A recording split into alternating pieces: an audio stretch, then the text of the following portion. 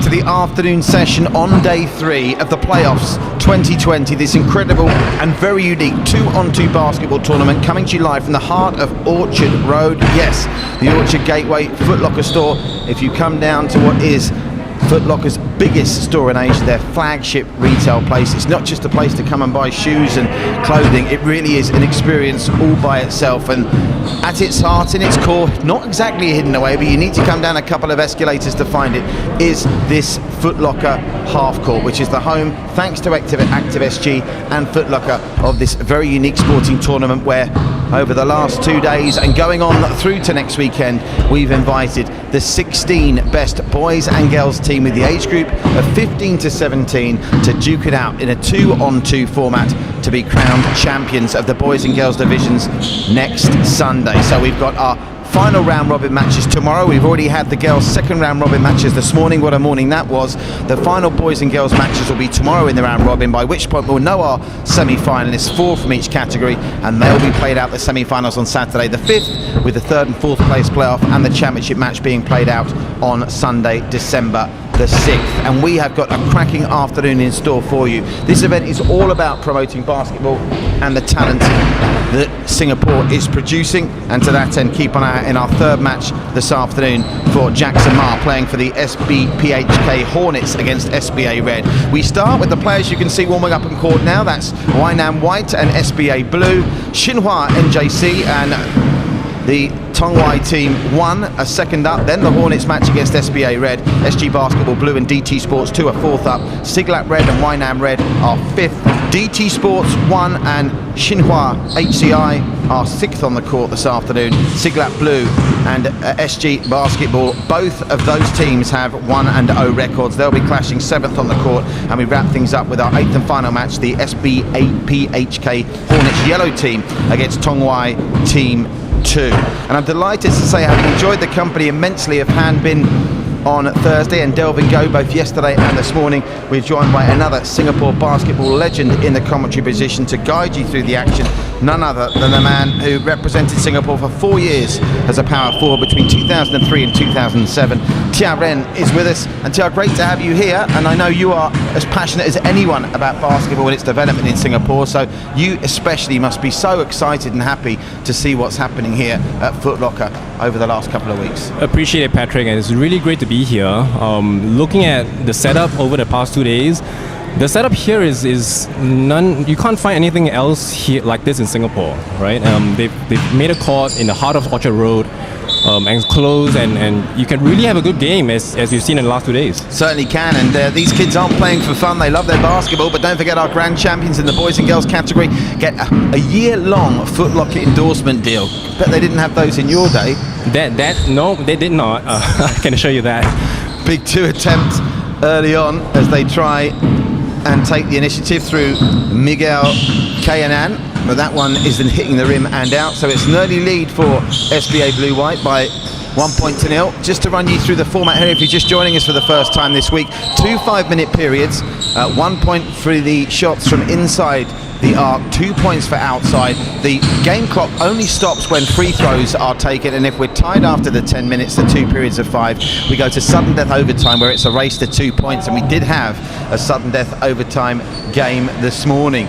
Great game as well it was, with the Singapore Chinese girls school with a very intense Oji coming up in front in their big clash against the Hillcrest Greys B team. So we've had some close affairs. We've yet to have, and Delvin and Hanbin both thought we'd get one. We haven't had one yet, a 21-point game, because of course in 2-on-2 and 3-on-3, once you get to 21 points, the game is called. We haven't had one so far, but I look out onto the court now, TRN, and see with 3:45 to go in the first, we have got a team opening up a 2-point lead, and that's SBA Blue.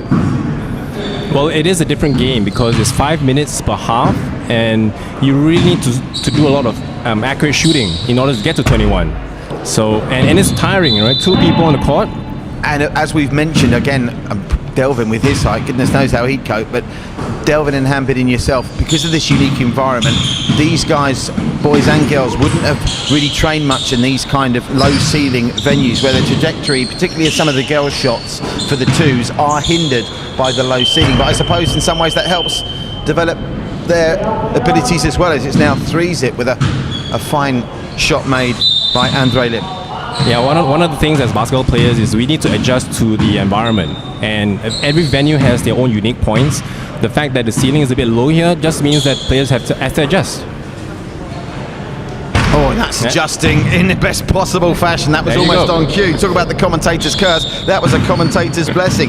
TRN seeing Andre Lim sink a 2, and all of a sudden it's 5-0. So are we in with a shout of getting our first 21-point game? Because it is all SBA Blue. I know it's confusing. They're called SBA Blue, but yes, they are wearing black, and now they are 6 in front, and this is turning in to one-way traffic. What on earth can Wynam White do to repel what so far is a very spirited challenge from SBA Blue? And if you go back through their previous matchups, SBA Blue, they were involved in an absolute humdinger. They went down by 11 points to 10 to Xinhua in their opening game on Friday, but they're looking like they're on their way to a 1-1 record, and which, if they are going 1-1 into the final day, will still give them a chance of qualification. 0-2 after the first 2 days, and you are eliminated. Well, it certainly looked like they really want to get this game. I mean, 7-0 now, and they are going for the shots, they're going for the defense. Finally, a defensive rebound. How badly did they need that? Jovan Wan coming out with it. But they need some points, and they've given it away again. That's a great steal from Andre Lim, and their shooting boots are on. That one misses. Does well to keep it in bounds, though. Shot clock resets. There's a 14-second shot clock, by the way. And it sounds a long time, but it goes very quickly when you're in that tight coverage in a 2-on-2 situation. It really does. I mean, 2-on-2, you have to move all the time. If you don't move and your teammate's stuck with the ball, you know, your shot clock will run out on you. Well, already just like that, the 5 minutes has turned into 1:15, and we are yet to see a score from Wynam White. It is all about SBA Blue here in a game both teams need to win to have any chance of qualifying for the semi-finals, and that's another great jumper on the pullback, 8-0, and this is one-way traffic. And I tell you what, are we potentially going to get a 21? Because as they go to half-time with what, potentially a double-digit lead, they can relax and maybe less pressure on these shots. They'll start to go, although you had a commentator's blessing. I gave them the commentator's curse with Andre Lim missing that one. Are you seeing anything technically here that Wynam White can improve on, TRN? Well, I think they have to stop the man one-on-one, right? They're giving them too many easy shots. They're letting them drive in and bank shots from the elbow at this stage.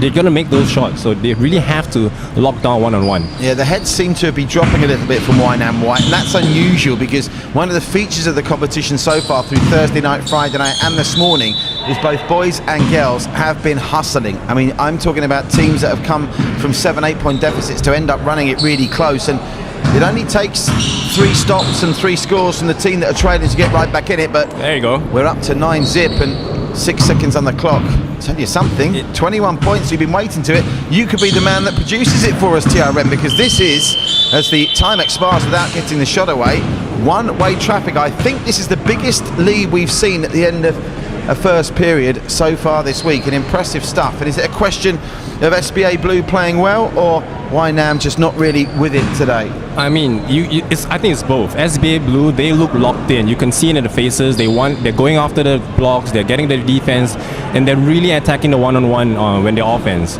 Whereas the other team, Huainan, they look like they're still trying to get warmed up in this game, to be honest.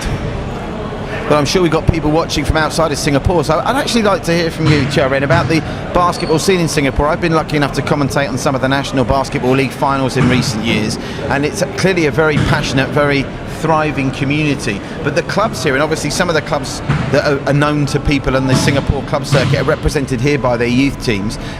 What's the club structure? Because I was told that maybe the club structure doesn't pay as much attention to the youth as it might, and the onus is falling on people like yourself through great work with Sports Singapore at trying to bring the next generation through. So what kind of initiatives have you been working on with that in mind? Well, ActiveSG started with the Basketball Academy a couple of years back, and we really want to give kids that want to pursue basketball an opportunity to do so, right? So if your school doesn't have basketball, you can come here. If you want to have more extra training with people, especially with the Singapore Slingers players, because they are helping our program. So getting the exposure with ActiveSG Basketball allows you to learn more things. And the other thing that we did was we brought in the junior NBA over the past few years as well, and that has really opened up opportunities for players to showcase their skills. Yeah, we've seen girls and boys in the junior NBA program already in action, and I know the TRM will talk about some of them throughout the course of the afternoon. Meanwhile, it's a double-digit lead. We haven't seen many of those over the last 3 days. They're running away with this, SBA Blue. Already we've had 37 seconds of the second period, so 21 is probably unlikely, but still possible if they start getting the two-point shooting boots out. They cannot buy a basket at the moment. Wynam White, and this is a statement performance as they go in again with the easy layup. It was 0-2 easy for Andre Lim, and they're up by 11. This game is done. You can stick a fork in it, and all of a sudden, SBA Blue will now be hoping that the outcome of the next game goes their way, because we are, I think, going to get some groups where after the round robin there are 3 teams on 2 and 1, and that's when you get the head-scratching points differential and it starts to get very complicated. Yeah, Huainan just needs to get a few baskets. I mean, they're taking too many outside shots and they're not moving, and so it's easy for SBA to block their shots. So they got to get inside and get an easy shot and get moving from there. 2 would go down nicely, but it doesn't go. At least they've got 1 on the board, so they'll be avoiding the dreaded bagel, which a couple of the Siglap's girls teams succumbed to on Thursday. And now all of a sudden we are seeing some sharp shooting. Don't forget, we'll see the new Singapore slinger Jackson Ma up and 3rd on court. 2 games time for Jackson Ma as the Hornets take on SBA Red, and if SBA Red are as good as SBA Blue, the Hornets will be in for a big matchup, and it must be satisfying for you as well to see, oh, it's another big 2, or 1, just the 1. I think the foot was on the line. I think that's just the 1, yeah. Yeah, you must be satisfied that Jackson's now signed with the Stingers. I know Delvin Go was coaching him from behind the glass yesterday. He nearly got called on a technical for that, because coaching... Is that allowed? No, it's not allowed. We did see in the girls' competition on Thursday a couple of technical fouls called for coaching. But yeah, Delvin's obviously excited about Jackson, and you must be as well. Yeah, I mean, to see him in action yesterday, that was my first time seeing him in action. I'm surprised because he can not just go in, but he made those 5 2-pointers. Yep. That really helped them to win the game. He started slow, but when he got into his groove late on, as you say, he did carry the Hornets over the line. Not that I want to do down the contribution of his very able teammate Nicholas Pay, who's a fine player in himself. My word, they were going for 2 there and missed. 12-1's the score, 2:17 to go. So this one is definitely not going to overtime. I can see that quite comfortably. Mentioned as well about the roof. If the ball hits the roof, it is considered out of bounds, and we have seen that on a couple of occasions. So yeah, what is it about the club scene in Singapore then that hasn't really tended to lend itself to youth development? Because you would think with these clubs, as another 1-pointer goes down in impressive fashion, you'd think the clubs would like to focus on youth, but it's just the emphasis there on the senior teams and the adult area of the game. Well, I wouldn't say they're not focusing on youth. The fact that, I mean, all these teams are from the club's youth teams. They do have teams that compete in like the Milo Youth Cup and so on. But I think it's a bit challenging because there's also the school scene, right? So you have a lot of people who are playing for their schools, and the season kind of clashes.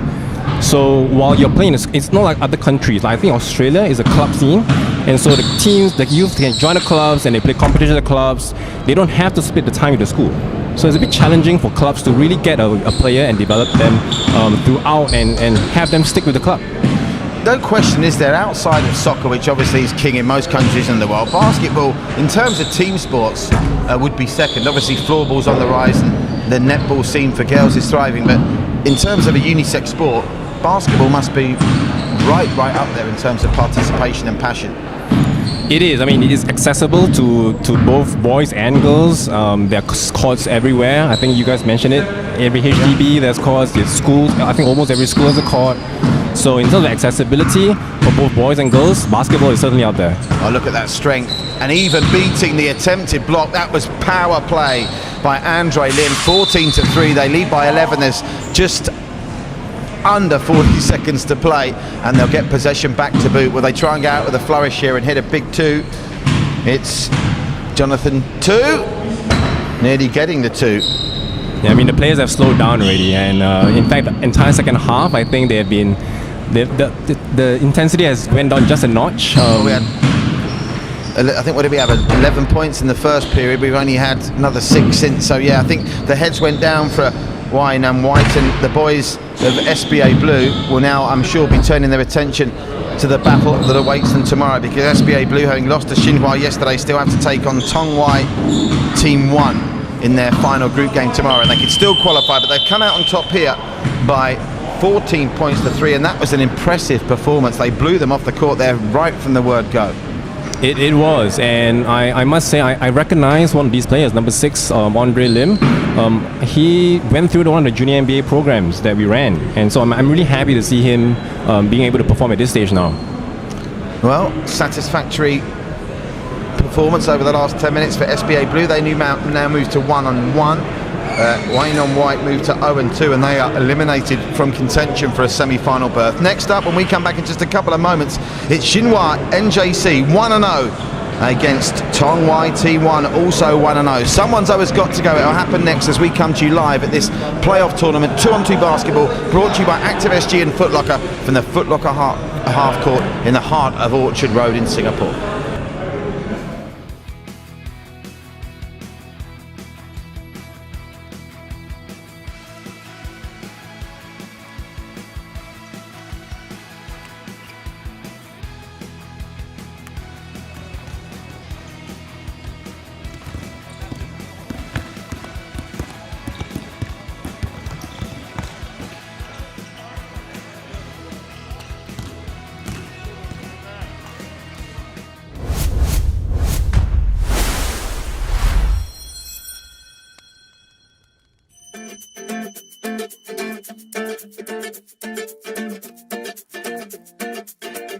Life.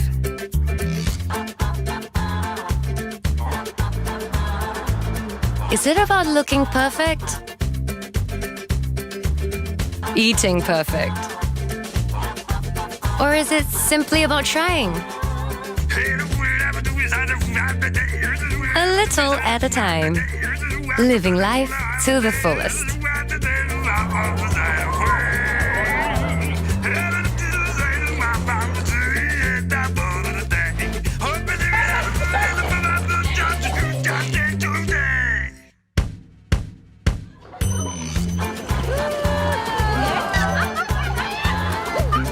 So that at the end of the day, we can tell ourselves, I'm doing a little better today than I did yesterday.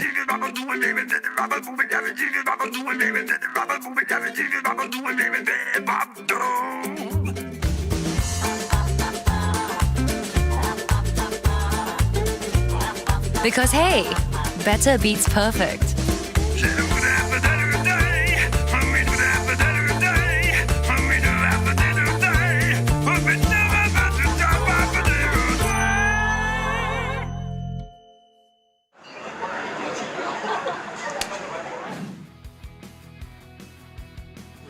Elliott in the corner as they spread it. Alexander, fingertip through the basket.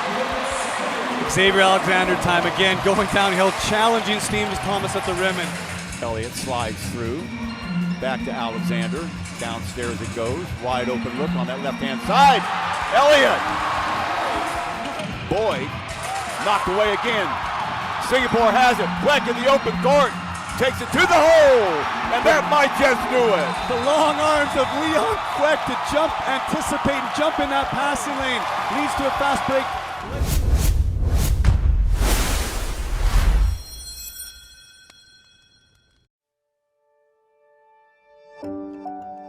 With Active Health, there are so many ways to kickstart your journey. So really, why not make the choice to enjoy active living? You can just pop by our Active Health Labs for fitness and health assessments. To learn and adopt habits to achieve your goals. And you can always get quick self-assessments using ActiveFit and more.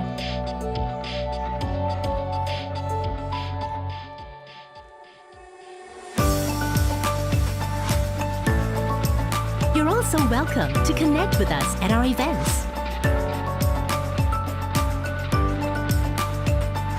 Our family of sport champions and experts will be here to guide you.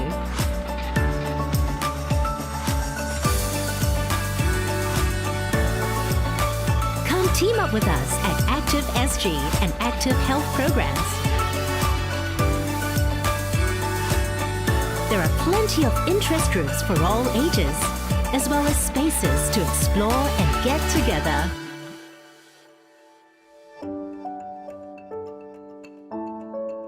Move better. Eat better.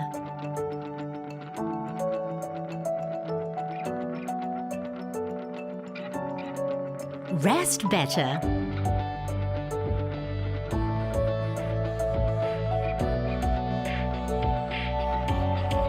Assess your fitness and health. Connect with our Active Health family of experts and advocates. Team up with your family and friends to be better together. Act now to get started at betterbeatsperfect.sg.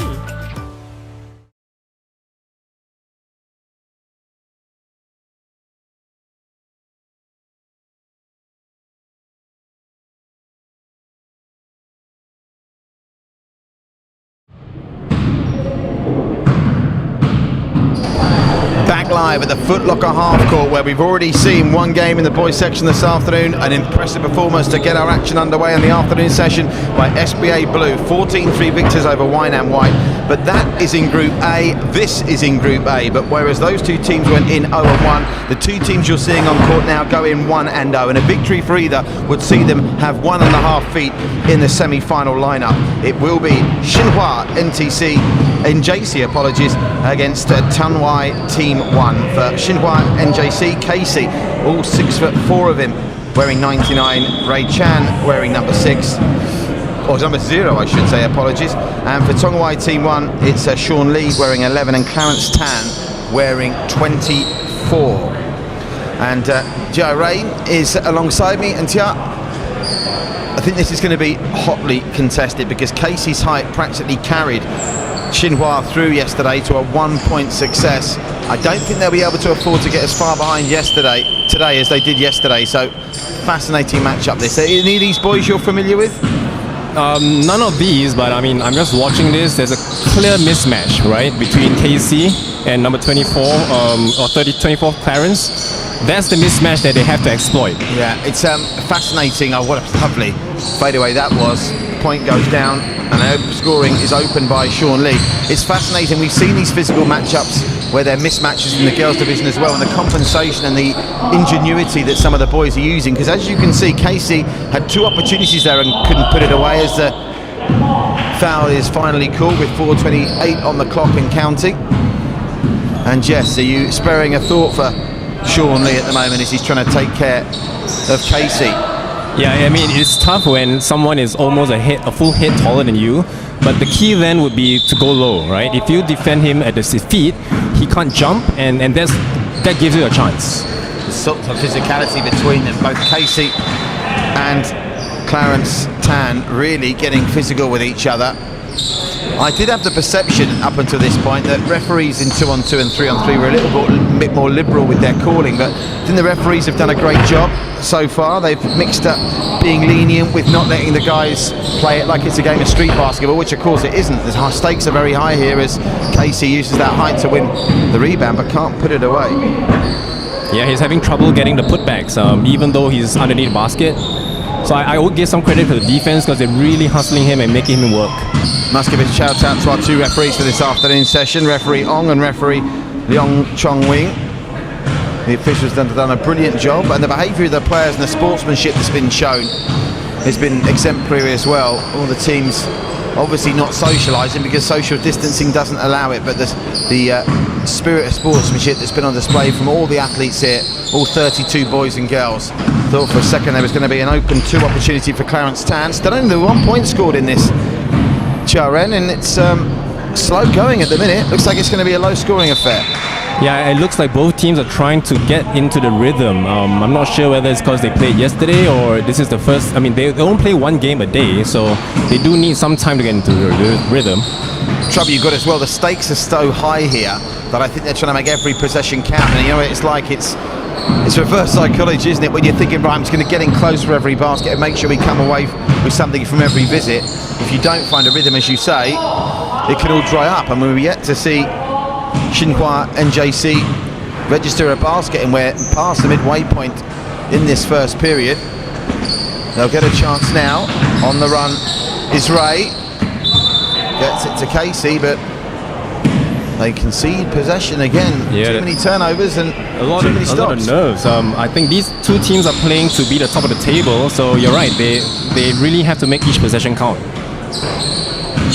Using a nice screen there. Clarence trying to take advantage, gets it back. I just lost control of the ball momentarily, which up against a giant figure like Casey's going to make the 2-point attempt very hard, and you can see Casey's imposing frame caused a shot clock violation there. Yeah, I mean, you either shoot it or you drive it. You can't hesitate so long at the 2-point line in this game. And then it's shot clock turnover. You can't have that. Going for the 2. Ray didn't miss by much, but he did miss. And I don't think we've had a period so far that's only given us 1 point, and that might change in a minute because Ray's going to have possession. Yes. Casey, look how low he's getting, as you quite rightly pointed out, Jaren. Look at that. I mean, it's really physical out there. They're not giving anyone any space to attack. And that's why we have a 1.10 game right now. Well, I think that point came in the first minute, didn't it? So we've had 3 scoreless minutes. Can Sean Lee change that now? Ducking and diving, trying to get past Casey. Loses possession. It's a good steal. They have to take it out before they can come back in again. So Casey gets it to Ray. Ray going out wide, looking to get to Casey on the far side, and they draw another foul.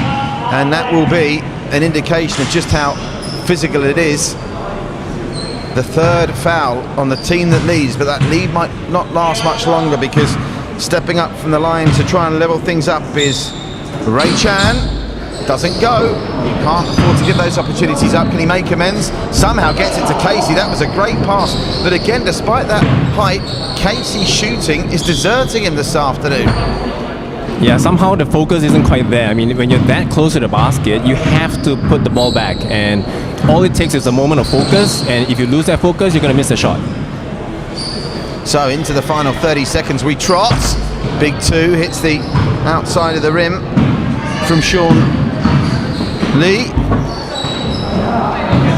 It's a good pick up from Casey. He's got no problems on the rebounds front. It's putting the rebounds away that's the issue. Going for a 3. Thought he was going to announce himself in the scoring charts. Spectacularly there. It wasn't to be. Sean Lee now trying to double the lead for Chongwei Team 1. And again, it's nowhere near. Wow. So we are going to get, by the looks of things, unless this goes in on the buzzer, which it doesn't, a 1-point first period. Wow. The lowest scoring period across both the boys and the girls we've seen this week. I suppose what it does mean is that it's still all up for grabs in the second period. It is. I mean, the boys really work their hearts out on defense. You could tell both teams getting low, not giving the offense any room at all. So, but I mean, if I was Xinhua, you have to exploit the height difference. I mean, that's the key, right? It's in a 2-on-2 game. If you have a mismatch, you have to exploit it. Otherwise, you can't get yourself going. Casey's had plenty of opportunities underneath the rim. He's obviously, as you'd expect, been top of the pops when it comes to rebounds, but he's just not put some easy chances away. 3 or 4 times he came up with an offensive rebound in that first period, but didn't convert. So they need to get on the score sheet. But as we saw yesterday, you mentioned when Jackson caught fire with the 2s in the second period, if you just go on a hot streak of back-to-back 2s, the game has a very different complexion. And for all that we're maybe putting the spotlight on Casey, because all 6'4" of them expect him to reign supreme, I have to point out that Sean Lee and Clarence Tan missed plenty as well, and they actually, I think, took more 2-point attempts. But that's a great steal. The physicality being shown by Clarence Tan and Sean Lee here is very impressive. Still won't drop down though. Yeah, I think the boys on Tonghua are really doing a really admirable job. They're getting the rebounds, getting the stops, and all they need to do is get a few baskets, and they may be on their way to win this game. One of these 2s has got to go eventually, surely. Casey can more or less take his pick on the pass. Yeah, that was good defense. They fronted the man, so the pass inbounds, you can't get over the guy and result in a turnover. Yeah, shot clock violation. They'll have to come back to outside the arc, and it will be Chongwei ball. I think if they could get a 2 and make it a 2-possession game, it's going to be very, very tough for Xinhua to respond to that. I don't think I've seen a game, and you've mentioned it already, Jaren, that it's been this physical under the basket. When they get inside the key, there is no prisoners being taken. Unfortunately, there are no baskets being taken either at the minute. And I think this is probably the defensive struggle of the entire tournament so far. I mean, 1-0, 1-0, almost 3 minutes to go. And I think there's pressure out there as well, because they know how important the W is in this one.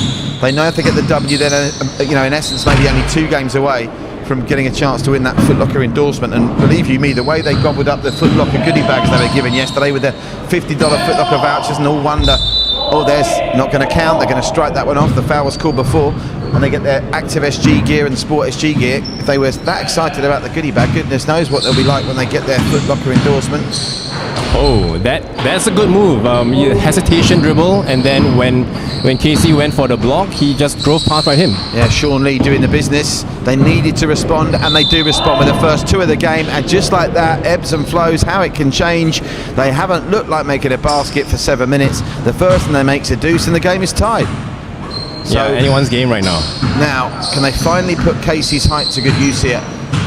Get him in at close quarters and pick up some easy points. Because there's no easy points in this game so far. Here's Clarence Tan, sets it up and drops it down, and now Xinhua Team 1 have a 2-point lead.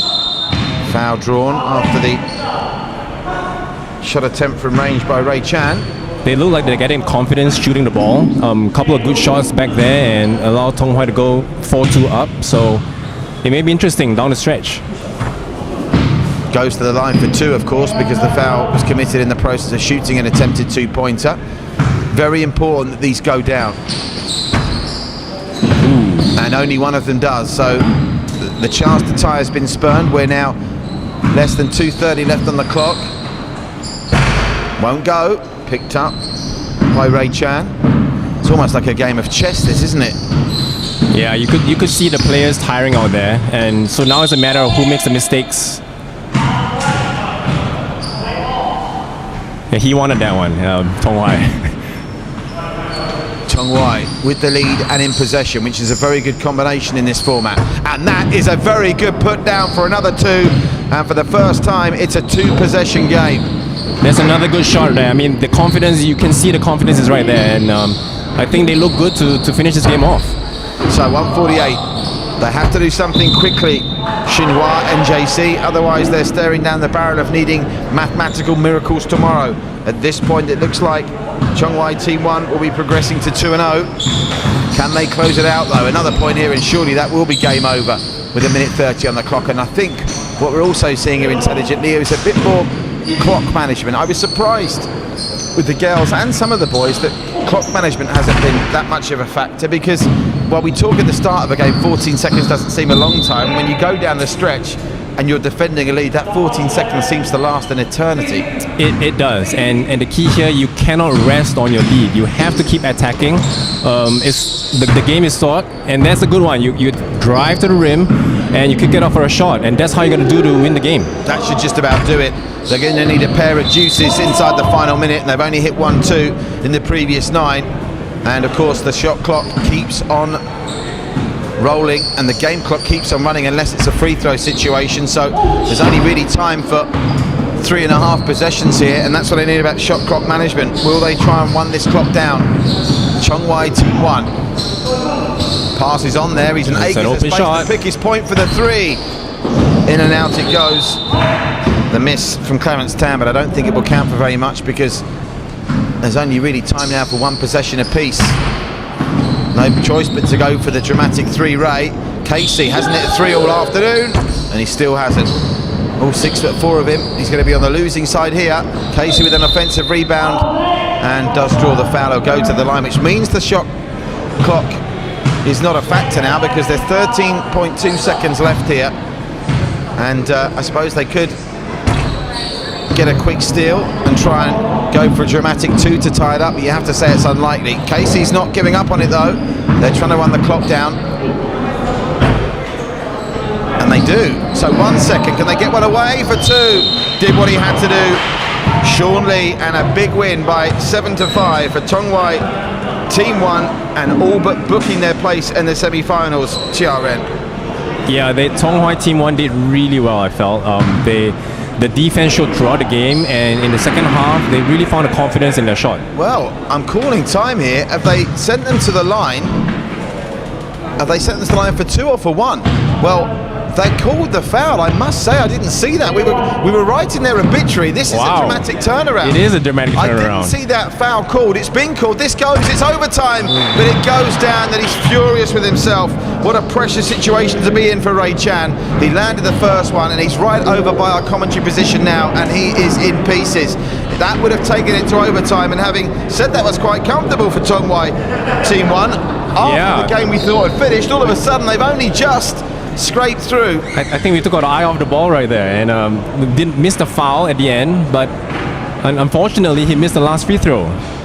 Well, that was a dramatic finish. So it wasn't 7-5 at the end, it was 7-6, and very nearly our first boys game to go to overtime this afternoon. We've already had one girls game go to overtime, and that was the first game of the day. The Chinese Singapore school girls coming out on top 5-3 against Hillcrest Grays B OT time.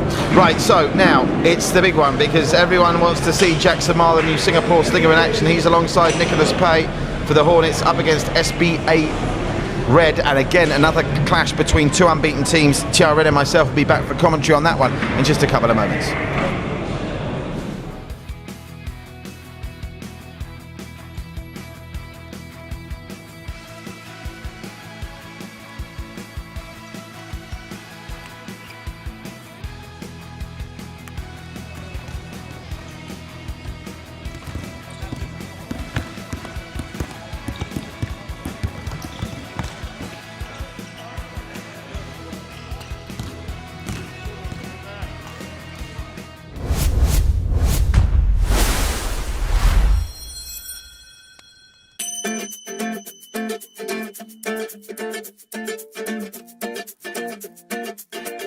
Life.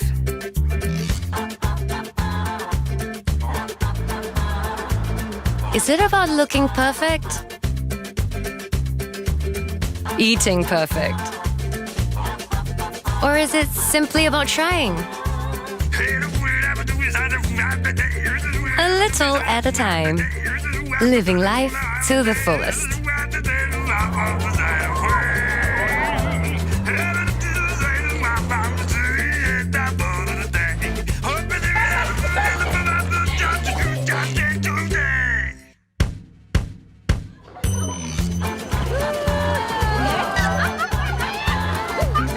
So that at the end of the day, we can tell ourselves, I'm doing a little better today than I did yesterday.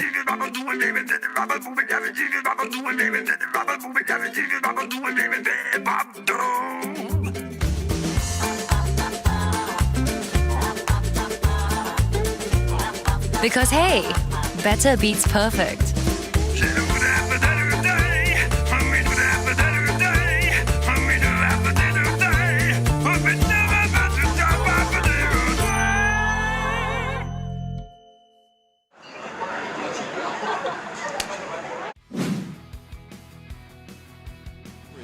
Elliott in the corner as they spread it. Alexander, fingertip through the basket. Xavier Alexander time again, going downhill, challenging Steve Thomas at the rim. And Elliott slides through, back to Alexander. Downstairs it goes, wide open look on that left-hand side. Elliott! Boyd knocked away again. Singapore has it. Fleck in the open court. Takes it to the hole, and that might just do it. the long arms of 𝐓𝐇𝐄 to jump, anticipate, and jump in that passing lane leads to a fast break.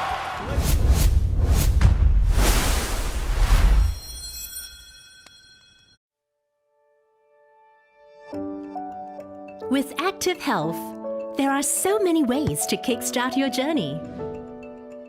So really, why not make the choice to enjoy active living? You can just pop by our Active Health Labs for fitness and health assessments. To learn and adopt habits to achieve your goals. And you can always get quick self-assessments using ActiveFit and more.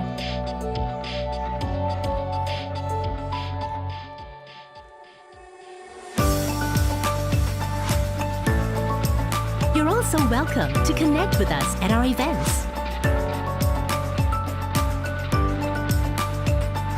Our family of sport champions and experts will be here to guide you.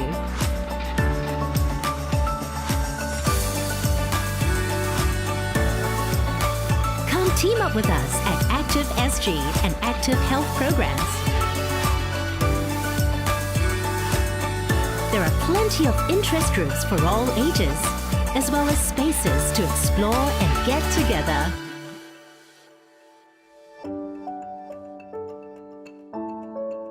Move better. Eat better.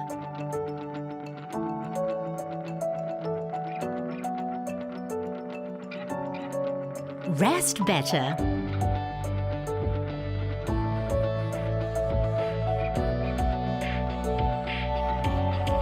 Assess your fitness and health. Connect with our Active Health family of experts and advocates. Team up with your family and friends to be better together.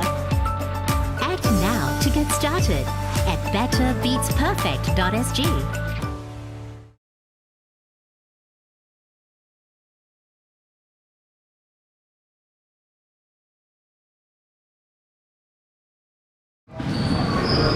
We are back live at the Foot Locker half court. TRN alongside me, the former Singapore national player and slinger, and a big part of the fantastic advances being made in youth development in basketball in Singapore. Reagan Lee is also in the commentary box. He'll be stepping in for our matchup after this one. And what we're bringing you now is the first game of the day in the boys section in Group B.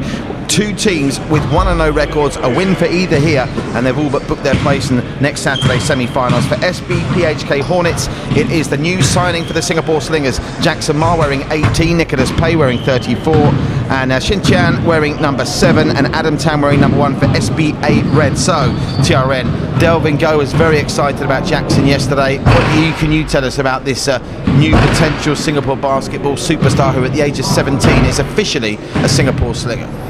Well, certainly someone to watch. He has the body length, the strength, the height.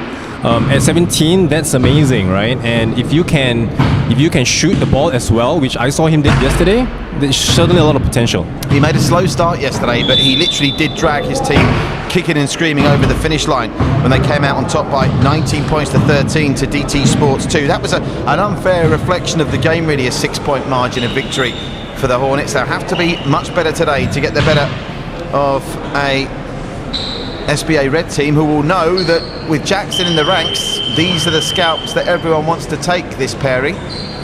So let's see how we go. It is the Hornets black wearing yellow and SBA Red wearing black. Let's try and keep up if you can. There you go. First possession goes the way of SBA Red. Adam Tan bringing it down the side and coming in with a lovely move. Beautiful work from Adam Tan. That's the headline grabber. What can Jackson do in response? Jackson driving in, and he draws the foul in the process of shooting. He'll go to the line for one. And already a high-octane 23-second start here. I get the impression we better batten down the hatches. It's about to get busy. There was a turbo boost to start the game, and both sides really went after each other. Jackson missing with the free throw, goes for a deuce off the rim. Well, this is how he started yesterday. Now, if you're in this game, you can't be afraid of playing him, right? These are the games that you live for. If there's a star player on the other side, you have to attack. So, another possession to SBA Red as they try and double their lead, or maybe even more. Adam Tan, who pulled off that wonderful move to give them the lead, now pulls off a wonderful pass to give every opportunity to Xinhua, who can't take advantage, and they'll go back to just outside the key, and possession will pass to Jackson. He's got Adam Tan for company. Jackson, well, that was a snatch shot. He won't be pleasing his coach when he plays for the Slingers. No, that would not. That looked like a James Harden kind of move where he tried to draw the foul on a shot. Oh, lovely skills again. He's got some moves, isn't he, Adam Tan? Oh, lovely work inside from SBA Excellent Red. move. Beautiful. Deserves a bucket, doesn't get one. And Jackson with the defensive rebound. My, oh my, that was very, very physical. I think the message is out there. Adam Tan is letting Jackson know that he doesn't care that you signed with the Singapore Slingers. He's just someone that I want to try and knock over. And again, he misses Jackson. Pieces picked up by Nicholas Pei. Yeah, I mean, I love the intensity from Adam Tan. He really is playing a great game. He doesn't really care who you are, and he's going after it. He had a foot inside the line there, so it would only have counted as one. didn't go down in any event. Here's Nicholas Pay, back to Jackson for 2. Doesn't go. And again, what we thought might be a helter-skelter high-scoring affair has produced 1 point in 2 minutes and 5 seconds. Adam Tan, who to be fair, has got the only point of the game, and he looks the most likely to score the next one the way things are going. Oh, look at that. Glorious. And he has scored the next point. Move. He's doubled the lead, and now the Hornets need to get buzzing.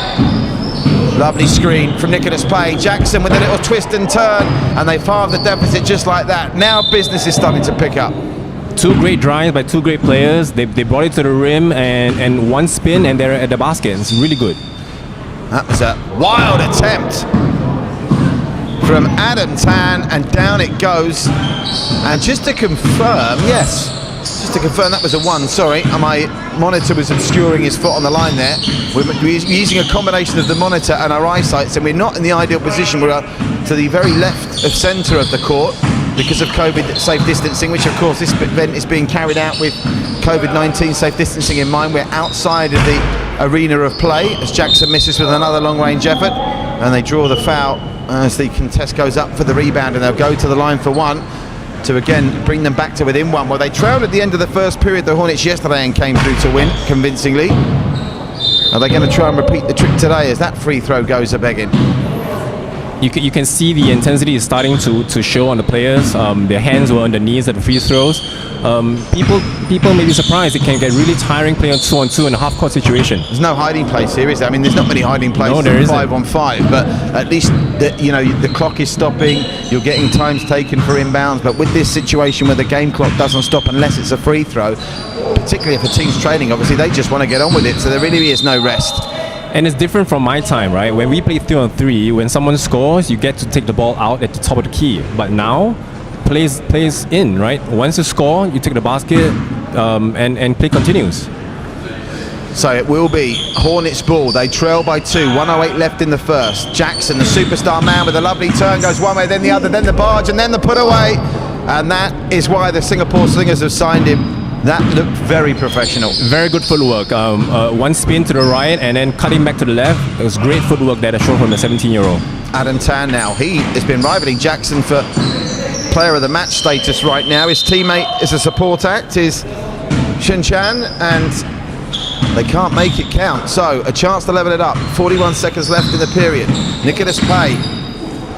Lovely work by Nicholas Pay, and we are tied up at 3 apiece, and this is almost a carbon copy of how the Hornets came from behind yesterday.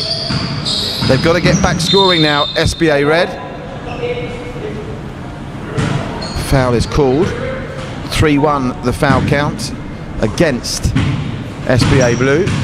Foul count not really applicable in 2-on-2 so much, is it? It doesn't start to become an issue until 8, 9 and 10 fouls, and which I don't think we've seen that happen once. We haven't had a 21-point game, I know that much for certain. Jackson going from a mile out, so hard from that distance with the low roof. It is very hard. I mean, so far, I think he was like 4 feet off the 2-point line. With a low roof, you have to adjust your shot. Right on the buzzer, just hitting the rim is Adam Tan for a 2 that would have given them a 5-3 lead. As it is, Adam Tan walks over to us breathless, and we're all tied up at 3 apiece. I wouldn't want to call this one. I wouldn't like to call it. I suppose you make the Hornets favourites by virtue of the way they played in the second period yesterday, but if Adam Tan can maintain that intensity for another 5 minutes, we could have an upset on our hands. We could. I mean, it's really hard at this point. Both teams are going after it. You could tell there's no fear on either side, and they're really attacking the ball, which you have to do.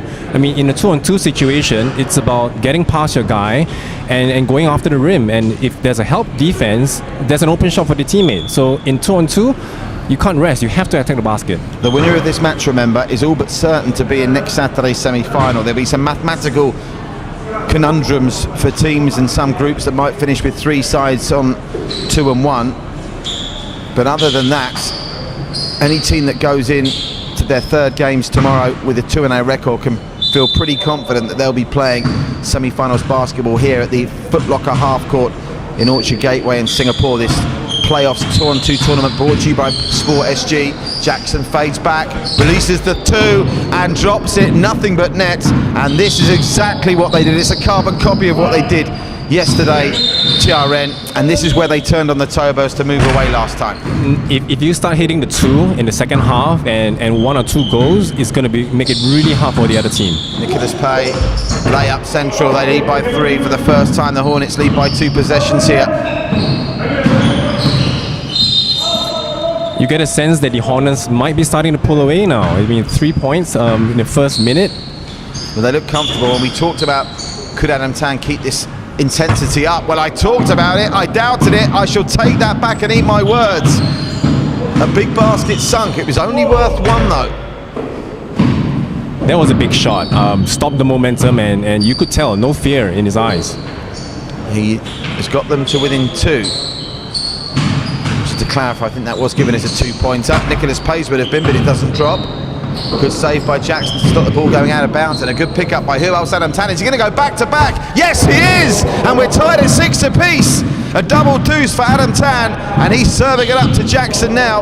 A point to prove, and I thought the intensity might be fading through the first 60 seconds of the second period, but they're all bringing it now. As Jackson's 2-point attempt goes out of bounds, and all of a sudden the game is once more in the balance with 3:30 to play. I don't want this to end. Can we request they play another 5 minutes and make it 3 periods as opposed to 2 halves? We can. I mean, maybe let's put in a request. This is a really good game. Fantastic, fascinating to watch. Might not be the highest scoring match we've seen, but the intensity is unmatched. Adam Tan again, another deuce. Make that 3! 3 on the spin for Adam Tan. The laser's on, and now he's coming up with steals. Called for the foul though. Thought he was going to go away with that one for a minute. I mean, what a sequence there for Adam Tan, right? Just to confirm, I think that was on the scoreboard showing that was only given as a 1, so maybe he was just inside, but it was so beautiful, it was almost worth 2, but they only lead by 1. Nicholas Pay to level it up will draw the foul and go to the line to try and do just that. Very difficult from our vantage point sometimes, and the referees are doing a great job. Obviously, the way the arc is situated, if you're along the sides, it's always going to be a 1-pointer. You can't really go for 2 along the sides the way the court is marked. Won't drop. Still possession to the Hornets. They need a point to level this up, and Nicholas Pay has given it away. And Adam Tan, well, I'm not exactly going to say Jackson who, because that's not very fair, because Jackson's played well, but Adam Tan, this is some performance here. 3 straight 2s. Is he going to go for the quartet? Thinking about it, got to get the better of Nicholas Pay. Jumper drops, and now the 2-point lead is there. The lead 8-6, 2:16 to play, and this is one game where I'm confident clock management will come into it. Should it be tight and they're into the final 30 seconds. Yeah, and last 2 minutes. Now is the time to see who can step up and focus on making the right pass and don't make the mistake. I mean, it's going to be any mistake at this time is going to be really, really bad. And of course the pressure's on Jackson here, because these 3 throws in this situation, trailing by 2 with 2 to go, they have to go down, and that one doesn't, and it's picked up by who else? Adam Tan. He brings it out. Jackson is shadowing his every move. Adam Tan with a nice turn, change of pace and fade back, and oh, how did it not drop? That would have made a Sports Center, right? A whisker away from being a 2-possession game as it is. They're still in their pitching. Jackson could do with a 2 here. Jackson could do with a 2 here. Jackson comes up with a 2 there, and all of a sudden it's 8-8. You cannot take your eyes off this one. Adam Tan with the miss. Jackson with the rebound. I think the next 2 wins this. Will it be Jackson or Adam Tan? Oof. Jackson not getting the distance right on that one, so with 1:18 and the clock still ticking, and look at this, they won't be rushing here now. Referee fumbling the ball to kill another couple of seconds as well.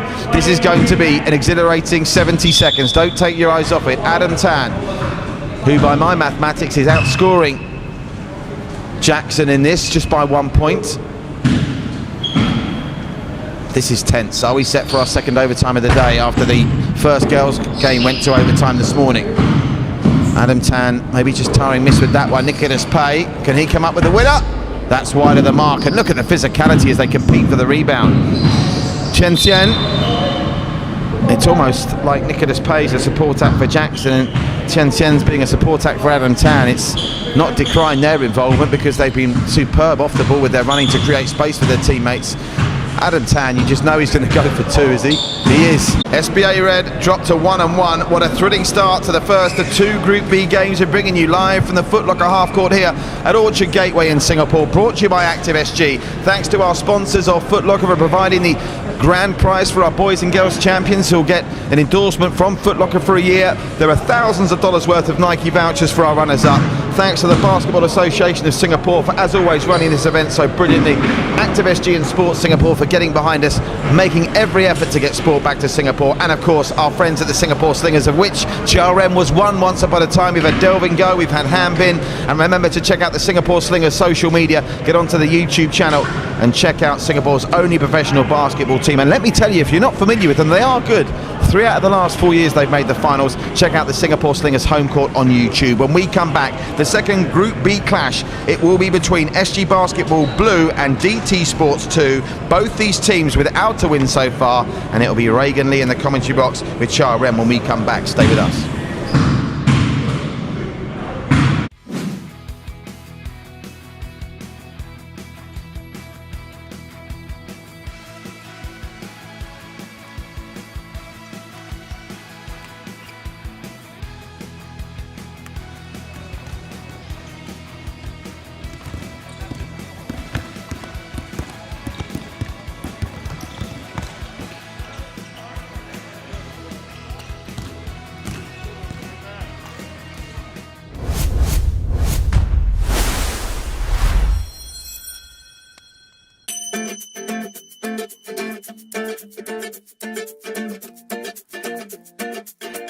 Life.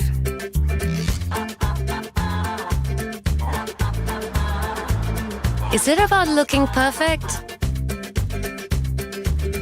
Eating perfect?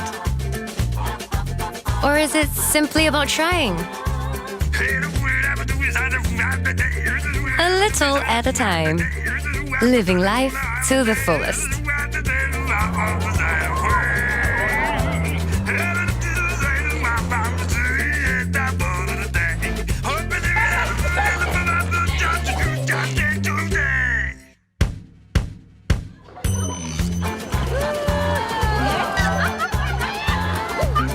So that at the end of the day, we can tell ourselves, I'm doing a little better today than I did yesterday.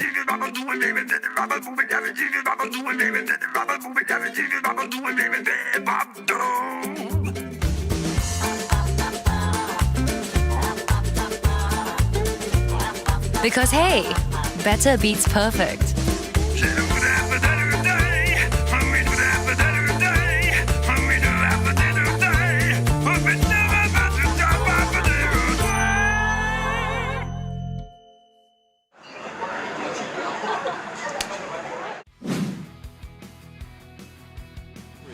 Elliott in the corner as they spread it. Alexander, fingertip through the basket.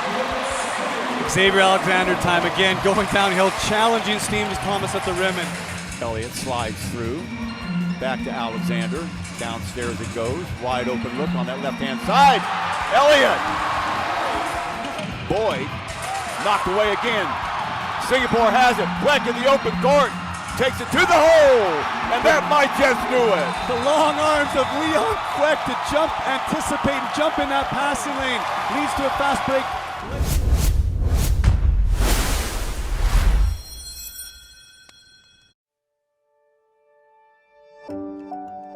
With Active Health, there are so many ways to kickstart your journey. So really, why not make the choice to enjoy active living? You can just pop by our Active Health Labs for fitness and health assessments. To learn and adopt habits to achieve your goals. And you can always get quick self-assessments using ActiveFit and more.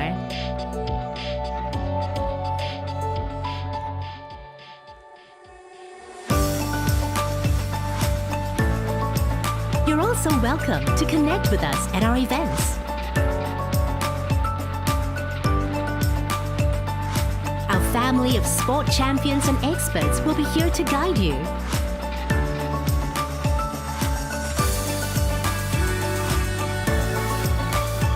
Team up with us at ActiveSG and Active Health programs. There are plenty of interest groups for all ages.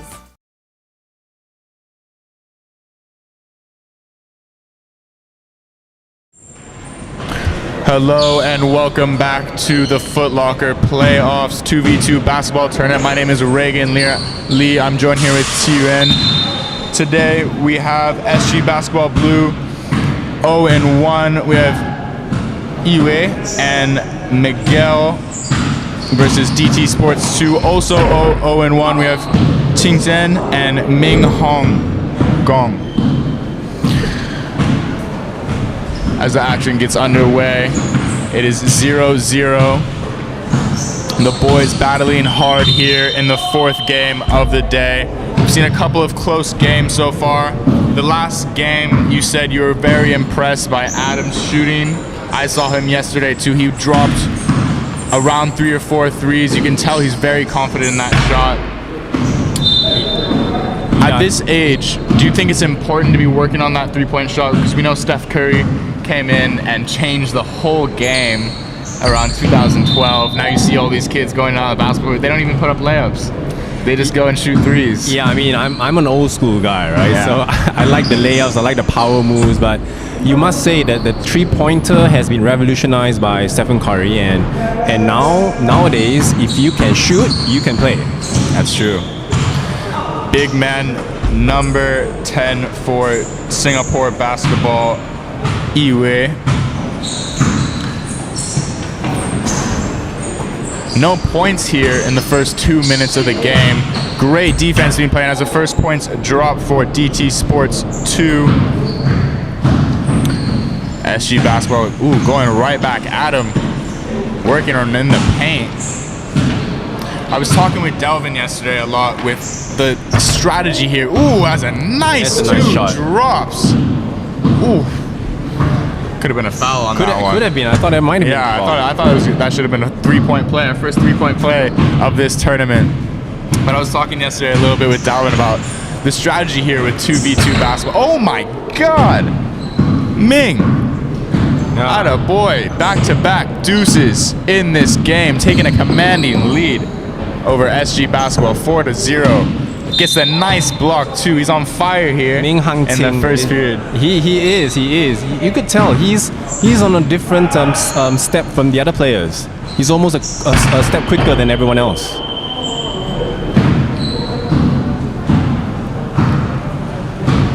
Oh, he's looking for another one. Will it drop? It does. That's 3 for 3 to start this period.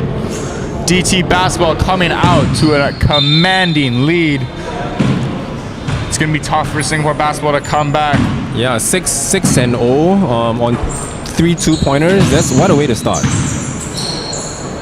Oh my God. Could it be 4? Oh, just off. You know he'd want that one back.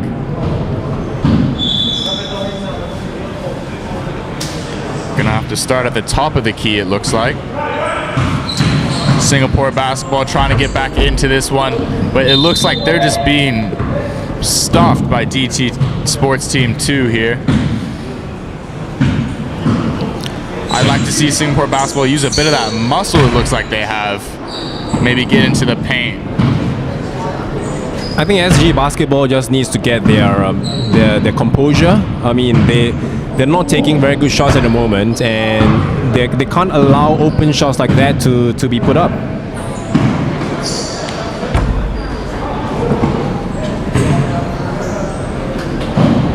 Little fight for the basketball as the ball is with SG's Basketball's Uwe. You can tell he's looking for that 2-pointer as the shot clock runs down. Ball goes back to DT Sports. 1 minute left in this period. It's all DT Sports, and number 11, Ming Hongong, is just taking over this game as finally Singapore Basketball gets on the board. They're just throwing up 2s at the finish of this first period. They were talking about the shooting earlier, about Steph Curry. Yeah. I mean, You can see it here.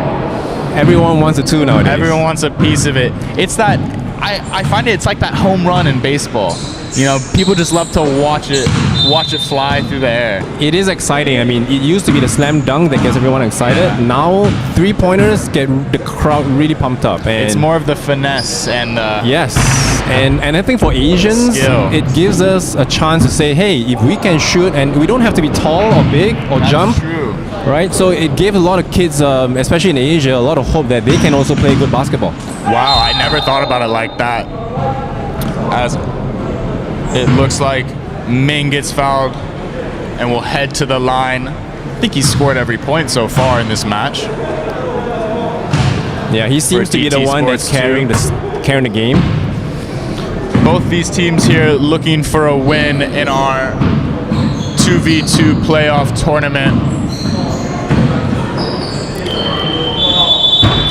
As he misses that one-pointer at the end of this first period. SG Basketball is going to need to pick it up here in the second period to come back. They don't look too tired. It looks like every other team, they seem to be taking it easy out here. Every other team, when they come back, they're huffing and puffing. These guys seem to be taking it a bit casual.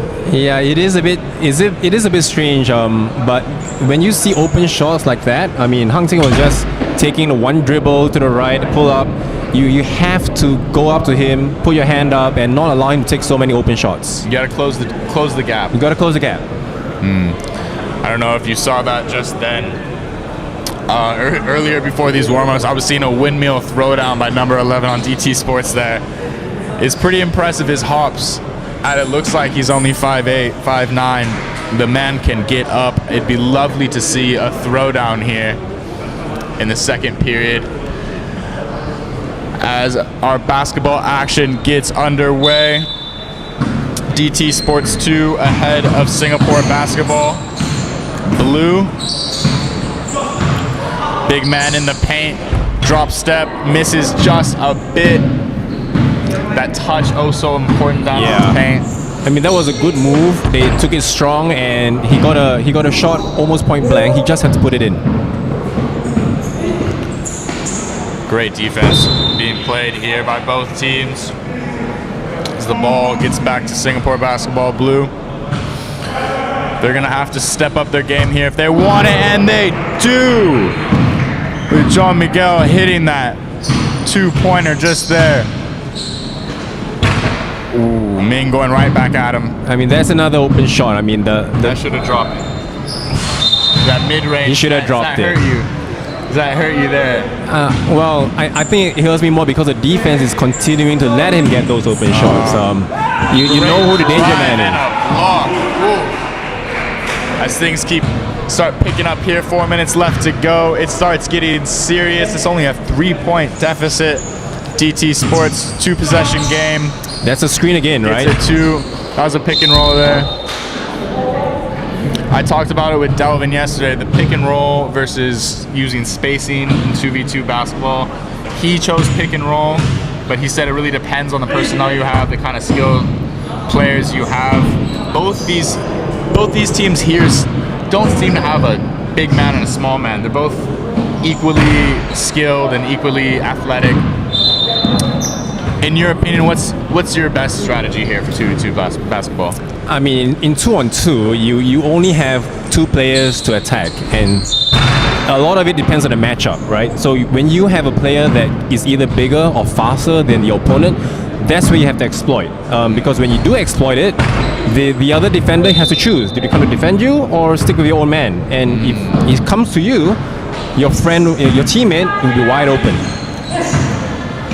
That's great knowledge here from a basketball slingers legend, Qiren. 3 minutes left to go. We have not seen many buckets recently as that one almost goes in. The score is 5-9. SG Basketball looking to come back.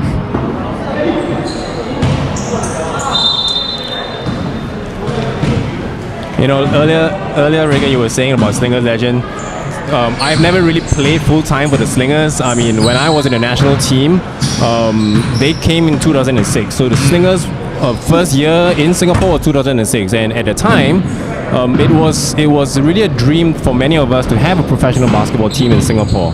But unfortunately, I had a full-time job, so I didn't try to go for the full-time team. But I'm happy to see players like Delvin and Han Ping, they have a chance to play professionally basketball in Singapore. Yeah, I was talking to you a little bit earlier that when we start deciding, when people get the chance to decide if they want to become full-time basketball player, and when they really choose becoming a full-time basketball player over becoming, say, a lawyer or something else, that's when Singapore basketball is really going to take that next level into the international stage and maybe start taking over the ABL a little bit. Well, we have done really well in the ABL so far. 3 finals out of 4 years. Finals in 4 years. And the ability for our players to concentrate on training as full-time players, I think has really, really helped.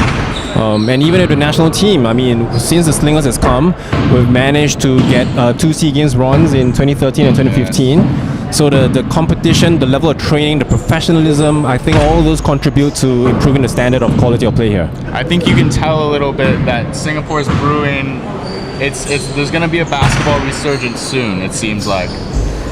Well, it's already happening. Yeah, so definitely. Check out the Slingers, Singapore Slingers following. You can follow them. I think there's a lot of hope that they could eventually win the ABL title, but the fact that they've been in the finals 3 out of 4 years has really made a lot of us proud. This game looks like it's gonna go to DT Sports, as Ming just would not let SG Basketball get any inch over them. Only a minute to come by. You can tell he just wants to shoot it, and it drops. That's a beautiful looking shot. I mean, one dribble to the right, pull up, and a good stroke.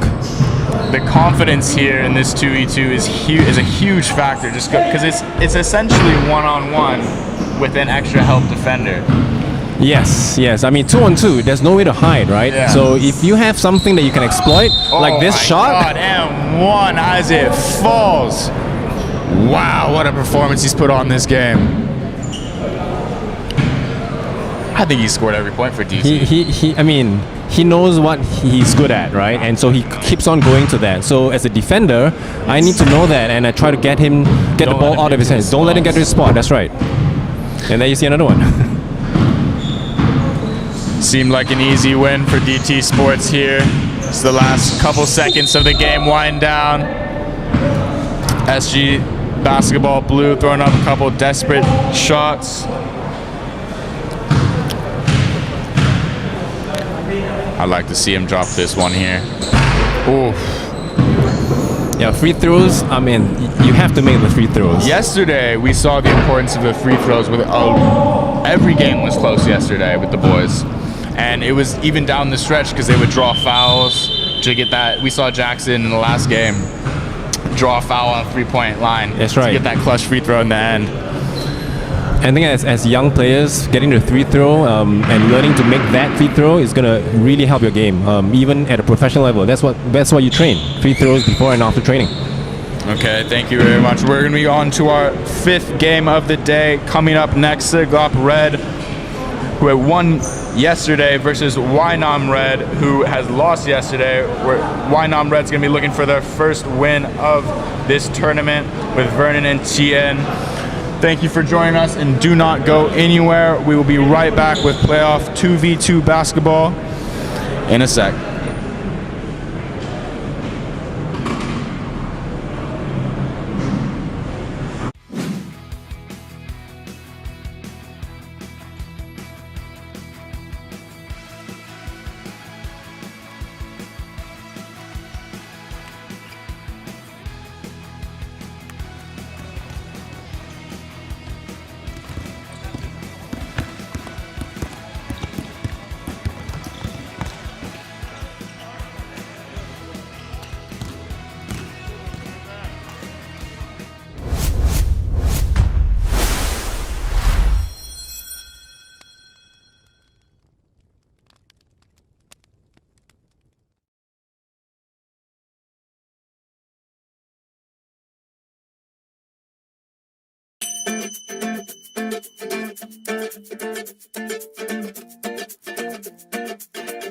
Life.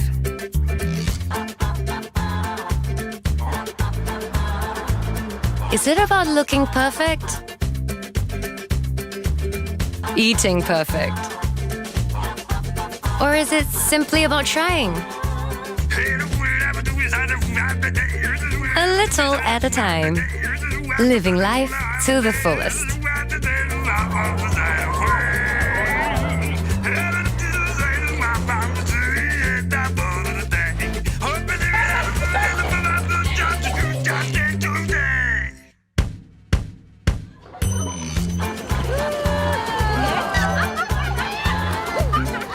So that at the end of the day, we can tell ourselves, I'm doing a little better today than I did yesterday.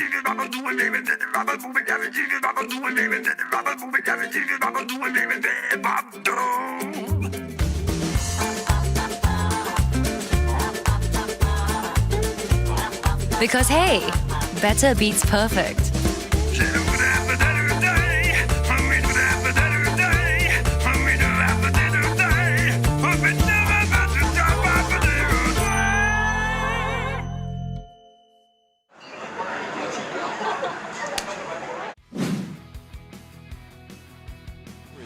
Elliott in the corner as they spread it. Alexander, fingertip through the basket. Xavier Alexander time again, going downhill, challenging Steve Thomas at the rim. And Elliott slides through, back to Alexander. Downstairs it goes, wide open look on that left-hand side. Elliott! Boyd knocked away again.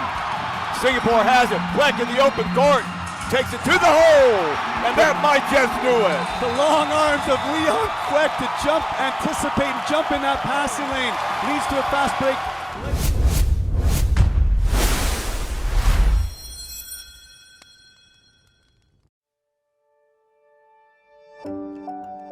With Active Health, there are so many ways to kickstart your journey. So really, why not make the choice to enjoy active living? You can just pop by our Active Health Labs for fitness and health assessments. To learn and adopt habits to achieve your goals. And you can always get quick self-assessments using ActiveFit and more.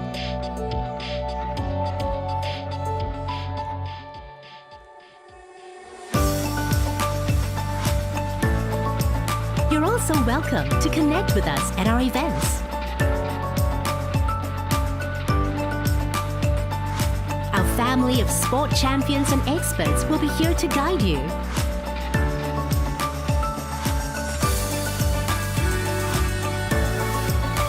Come team up with us at ActiveSG and Active Health programs. There are plenty of interest groups for all ages, as well as spaces to explore and get together.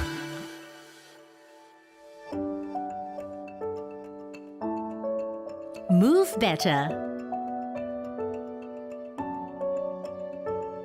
Eat better.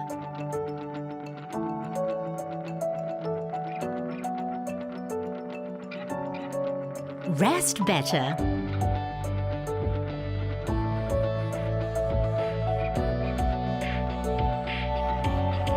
Assess your fitness and health. Connect with our Active Health family of experts and advocates. Team up with your family and friends to be better. Welcome back live to the Foot Locker half court, where we are about to get cracking with match number 5. It is Siglap Red, who were very impressive yesterday, coming out on top in a thriller by 11-10 against Xinhua HCI, against Huainan Red, who were on the wrong end of a 13-11 defeat to DT Sports, who of course we've just seen win very impressively. So this game's going to be interesting. An early big range effort from Vernon goes awry.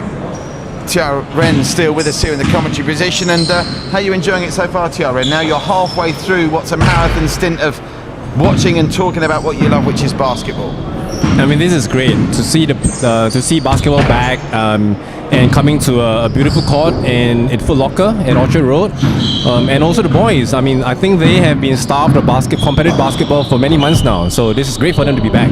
Yeah, the boys and girls all loving this. If you are just finding us on the Get Active SG Facebook page, we started on Thursday night with the girls opening round robin matches, the boys opening round robin matches yesterday, last evening.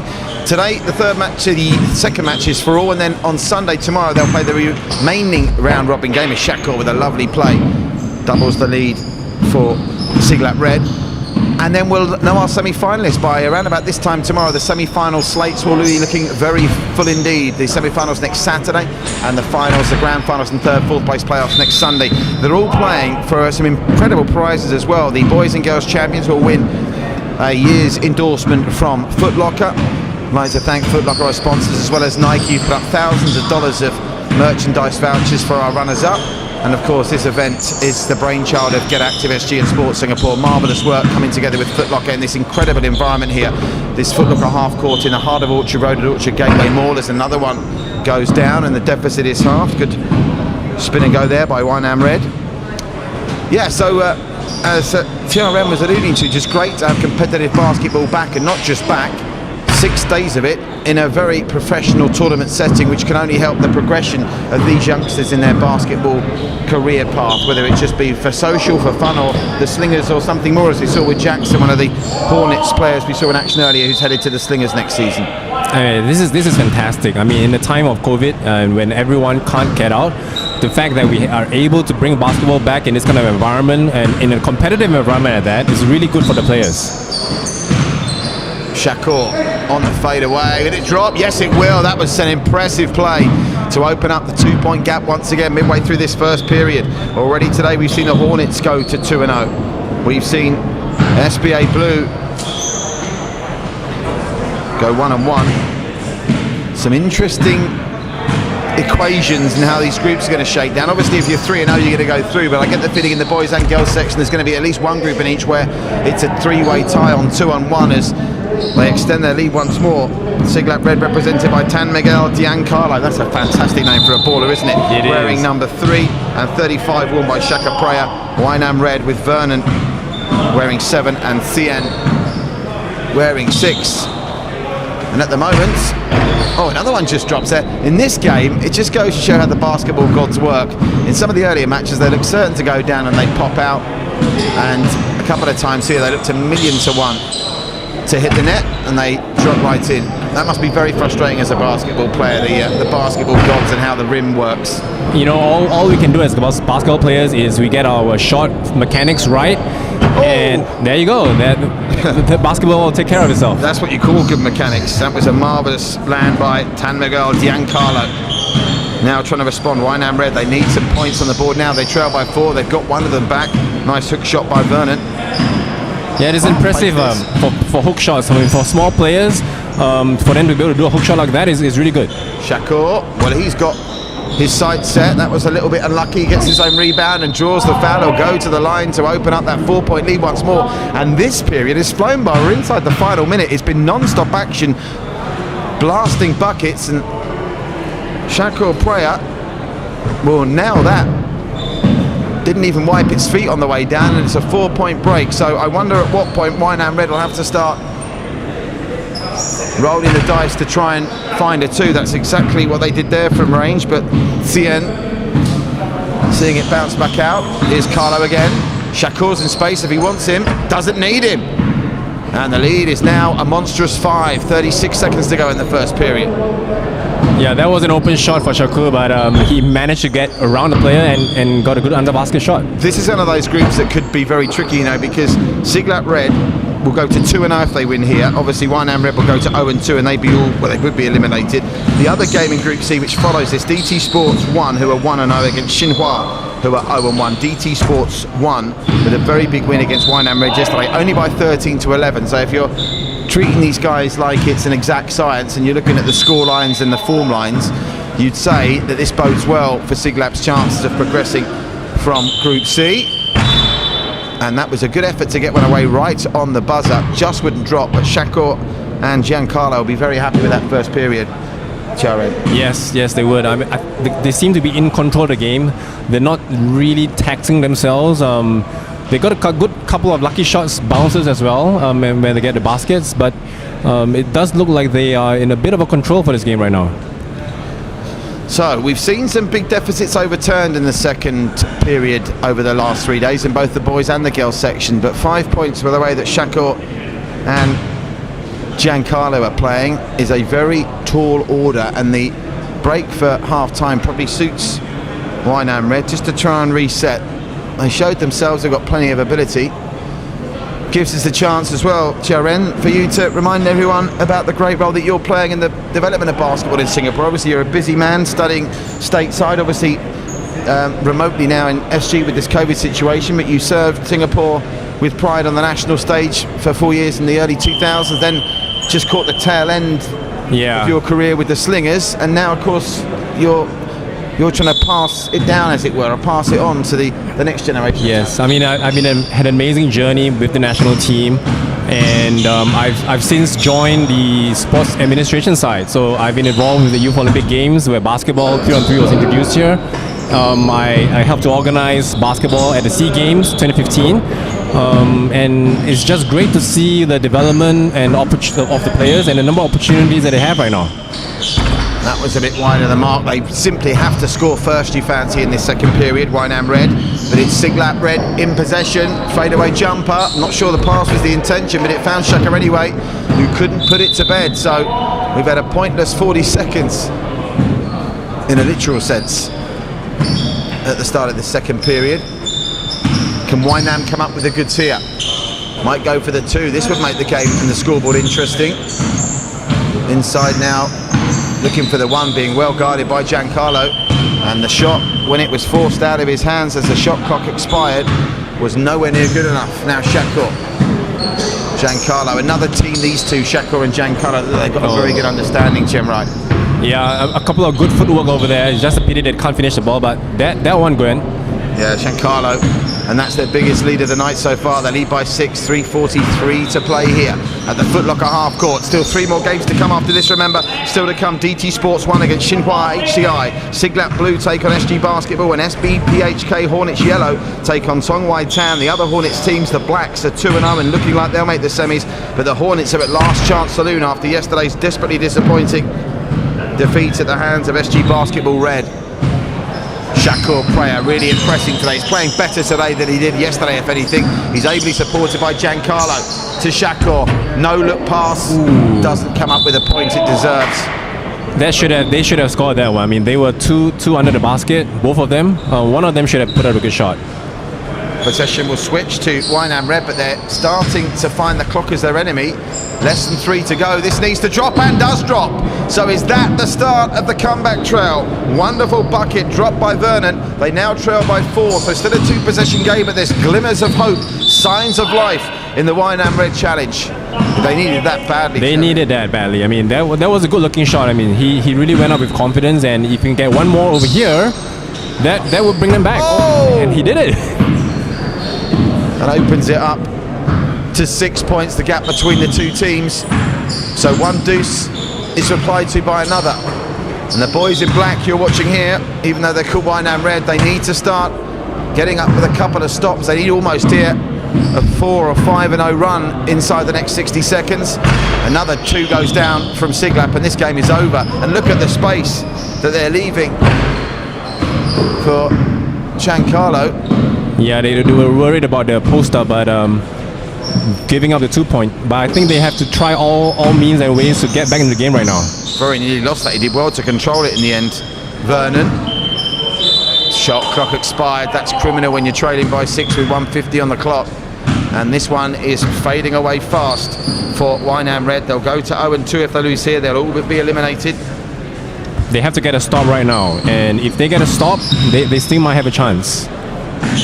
It's a big ask, but the shot clock management's not been the best. If you're a Siglap player now, you're trying to just manage that clock as Shakor comes up with the offensive rebound.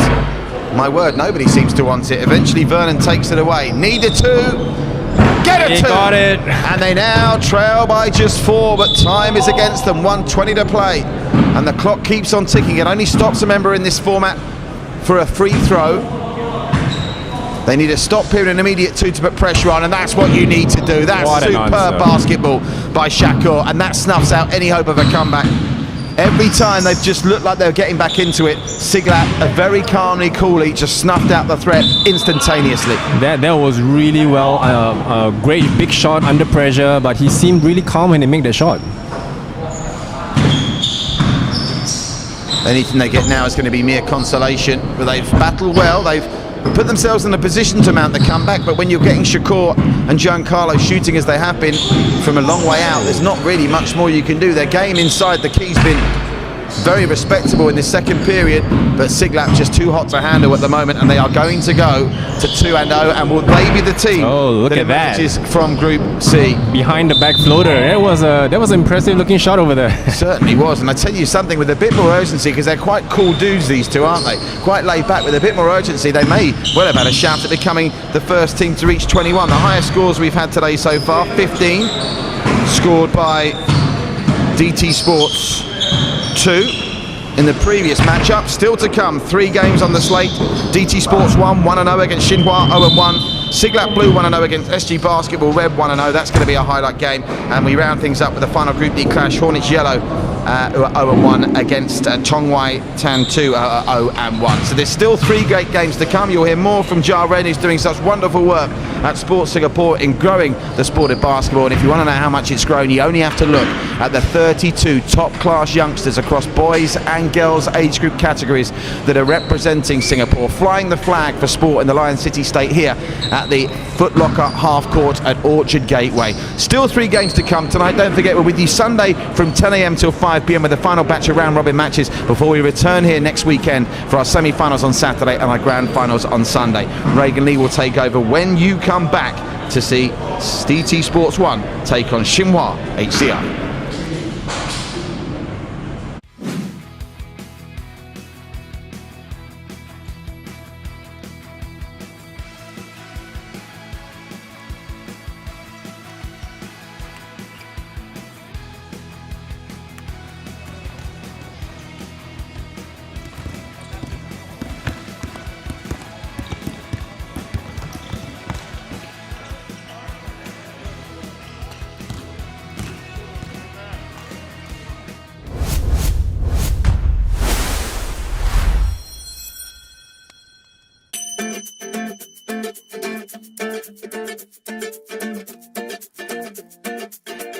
Life.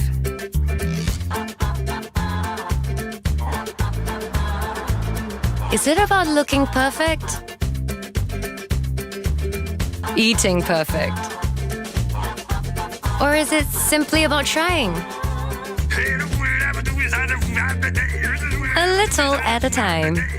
Living life to the fullest.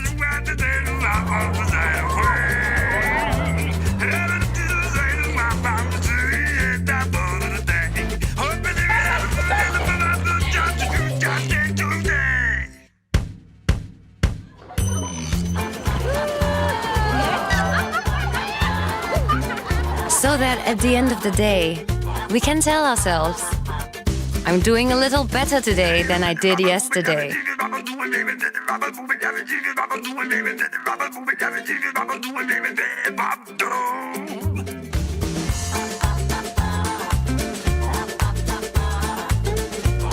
Because hey, better beats perfect.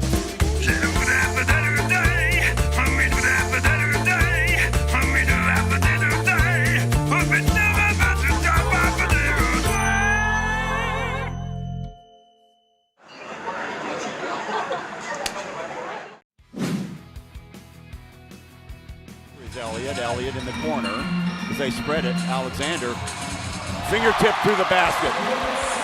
Xavier Alexander time again, going downhill, challenging Steam Thomas at the rim. And Elliott slides through, back to Alexander. Downstairs it goes, wide open look on that left-hand side. Elliott! Boyd knocked away again. Singapore has it. Fleck in the open court. Takes it to the hole, and that might just do it. the long arms of 𝐓𝐇𝐄 to jump, anticipate, and jump in that passing lane leads to a fast break.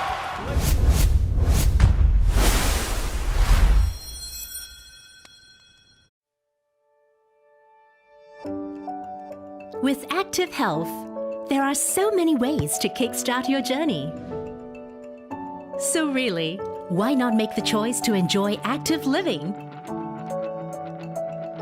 You can just pop by our Active Health Labs for fitness and health assessments. To learn and adopt habits to achieve your goals. And you can always get quick self-assessments using ActiveFit and more.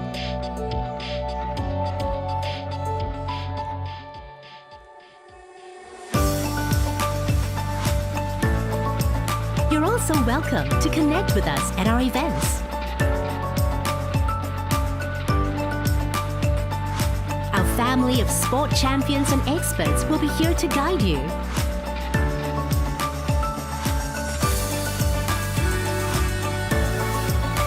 Come team up with us at ActiveSG and Active Health programs.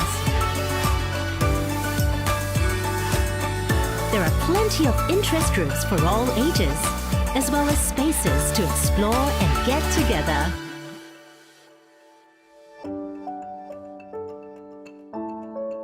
Move better.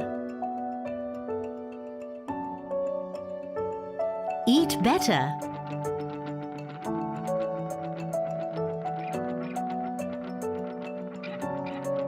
Rest better.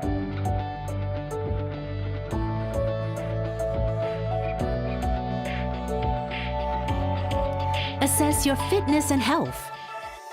Connect with our Active Health family of experts and advocates. Team up with your family and friends to be better together. Act now to get started at betterbeatsperfect.sg.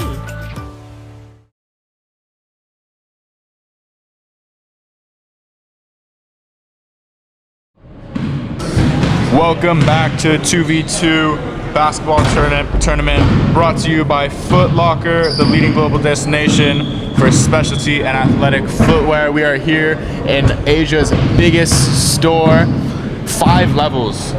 Tien. That's amazing. It's huge, and we're at the basement floor, and they have this beautiful half-court cage set up, and we're about to watch what I think is going to be a well-matched game from DT Sports 1 versus Xinhua HCI. DT Sports 1's in the white jerseys. As you can see, number 30 is Nigel, number 9 is Spencer. For Xinhua HCI, Keegan number 20 and 16 Mickelson. It should be very exciting. In just a few moments, we'll come at you with more basketball action. I would like to see a bit more intensity towards the end of the stretch, because this is serious now what they're playing for. It's a 1-year sponsorship from Foot Locker that includes Nike exclusive experience. Second place even is $1,000, $1,000 voucher. Yeah. What would you do with $1,000 when you were 17? $1,000 vouchers can get me shoes or a bag. That's what I'm maybe trying. a Michael Jordan T-shirt. I'd be trying to hide from my family. I know they'd be wanting a little piece of that. But these kids will earn it the hard way in this 4-day tournament. I think we have 4 days left. Yeah, with this weekend and next weekend. Yeah, that's correct. Today, tomorrow, and will be the round robin games. Yeah. And next weekend we have our semifinal and our final games. We'll be joined by Dalvin for those games also. And this is a great opportunity for the young kids to come out to play. I mean, as we all know, we have been starved of sports. Definitely. For the past many months, actually. And this is probably the first time that all of these guys have an opportunity to play competitive basketball again. Here we go. Their second game of this tournament for each of them. DT Sports has won 1, where Xinhua has lost 1. How will they fare in this match ahead? As the ball is in, Nigel starts off with it. Spencer, crossing it over and going in with the easy one. That was a nice move. That was a nice dribble penetration to the right. Beautiful move to the right over there. It's getting heated up right out the gate. Only 15 seconds in. We have our first First free foul. throw? First free throw. People are getting chippy out there. Yeah, number 16, 𝐓𝐇𝐄. Almost gets that one to drop. A little strong. Oh, you have to get a rebound. Keegan gets fouled on that. I think the free throw shooter got his own rebound, and you can't have that when you're the defense. You gotta box out when You you're have down to box that ball. out. That's right. Let's see if they can do it this time. There you go. Free throws are missed. Miss opportunity there from Xinhua. The ball goes out of bounds. It looks like both teams are trying to drive the basket. And it seems defensively they're not afraid to foul here. As in this game, in this 2v2, there's not much penalties for fouls until you get into the 7, 8, 9 range. There's no bonuses. It's true, but you also have to be careful because as we've seen earlier, if you foul the person who's shooting the ball, that can rack up the points really quickly as well. Free throws add up at the end of the day. As DT Sports has the ball, Nigel going for the deep one, and it misses. It seems that both teams are just trying to find their footing a little bit, trying to get in a rhythm of sorts, trying to figure out each other, find a way to score. As number 20, Keegan drives in. Ooh, almost gets the reverse. Yeah, I mean, it's tough, right? If you wait outside in an air-conditioned shopping mall just to play one game, you really have to get yourself warmed up before you get into the court. Yeah, that's why we've been seeing very, very exciting second halves here in this 2v2 tournament. Spencer thought about taking the two-pointer. Nigel drives that's a in good drive. hard, gets the one. Power drive to the right. He hung in the air for a moment there just to make sure that he has an open shot. It's good body control. And it really does it impress you how these young players come out here, no coaching, no real team of some sort. It's just the two of them that come out and be this competitive. It goes back to street ball, right? In a 2-on-2 situation, you let your skills talk. It kind of brings us back to the love of the game. You play the game, and on the playground, you do this with your friends. So yeah, I'm sure if you go and buy an ECC today during COVID, you should only be seeing 2v2. That's right. 2v2 should be what people are playing right now. Nigel getting the free throw. DT Sports now has a 3-point lead with 2 minutes and 30 seconds left in this first period. Xinhua HCI needs to look to mount a comeback of sorts before this first period is over if they want a chance at winning this game.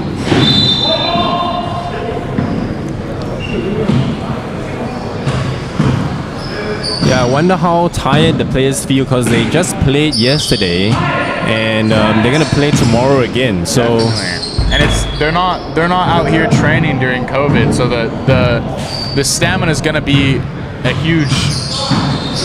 Yeah, and that's why you see teams that continue playing, the players who have the discipline to continue their workouts even during COVID. Those are the teams that do better. Even in the NBA, that's what you see when the playoffs resumed.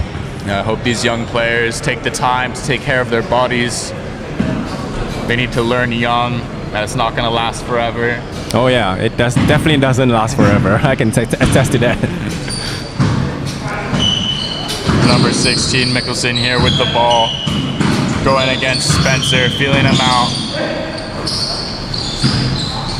Ooh, nice drive inside by Keegan as he gets fouled with the shot. He should be going to the line for one. Important free throw here as it would bring them within one possession before the period is over. Yeah, he's calmed himself down and it drops just barely as it rolls around the rim. Nigel taking it out, going straight at 𝐓𝐇𝐄. Ooh, nice block by 𝐓𝐶, number 16. That timing was impeccable. Right at the top, met him right at the top of his jump. That's what we like to see here. As I said earlier, once the clock starts winding down, the boys come out to play. They start to get serious. As you see Spencer drive in with the easy one. 50 seconds to go. The lead is up 3 by DT Sports. Game is starting to speed up a little bit now. Mikkelsen misses the layup. Great defense by Nigel in the paint. Spencer telling Nigel to slow it down. He wants to go at him one-on-one here. Pulls up and it drops. Number 9, Spencer, getting his first points of this match. Oh, he wants it. A little short there. Yeah, I mean, in this situation, if you have a one-on-one situation against the opponent like now, you have to attack, right? Look at that defensive focus from Keegan. Yeah, good defense, forcing him to the baseline, and it was not a great shot. So good work on the defense right 1 second there. left. Did he get it off? And he does, but it does not go through. Incredible first period by our two teams, DT Sports and Xinhua HCI. Score is 6-2. DT Sports with the lead. We've seen some impressive moves so far. Who's impressed you the most so far? I think all of them have impressed me. Not in the sense that they are able to get a lot of scoring, but the fact that they seem focused on the defense and they know how to play. I mean, one-on-one, couple of situations out there, they made a decision to go after the basket, so that's good.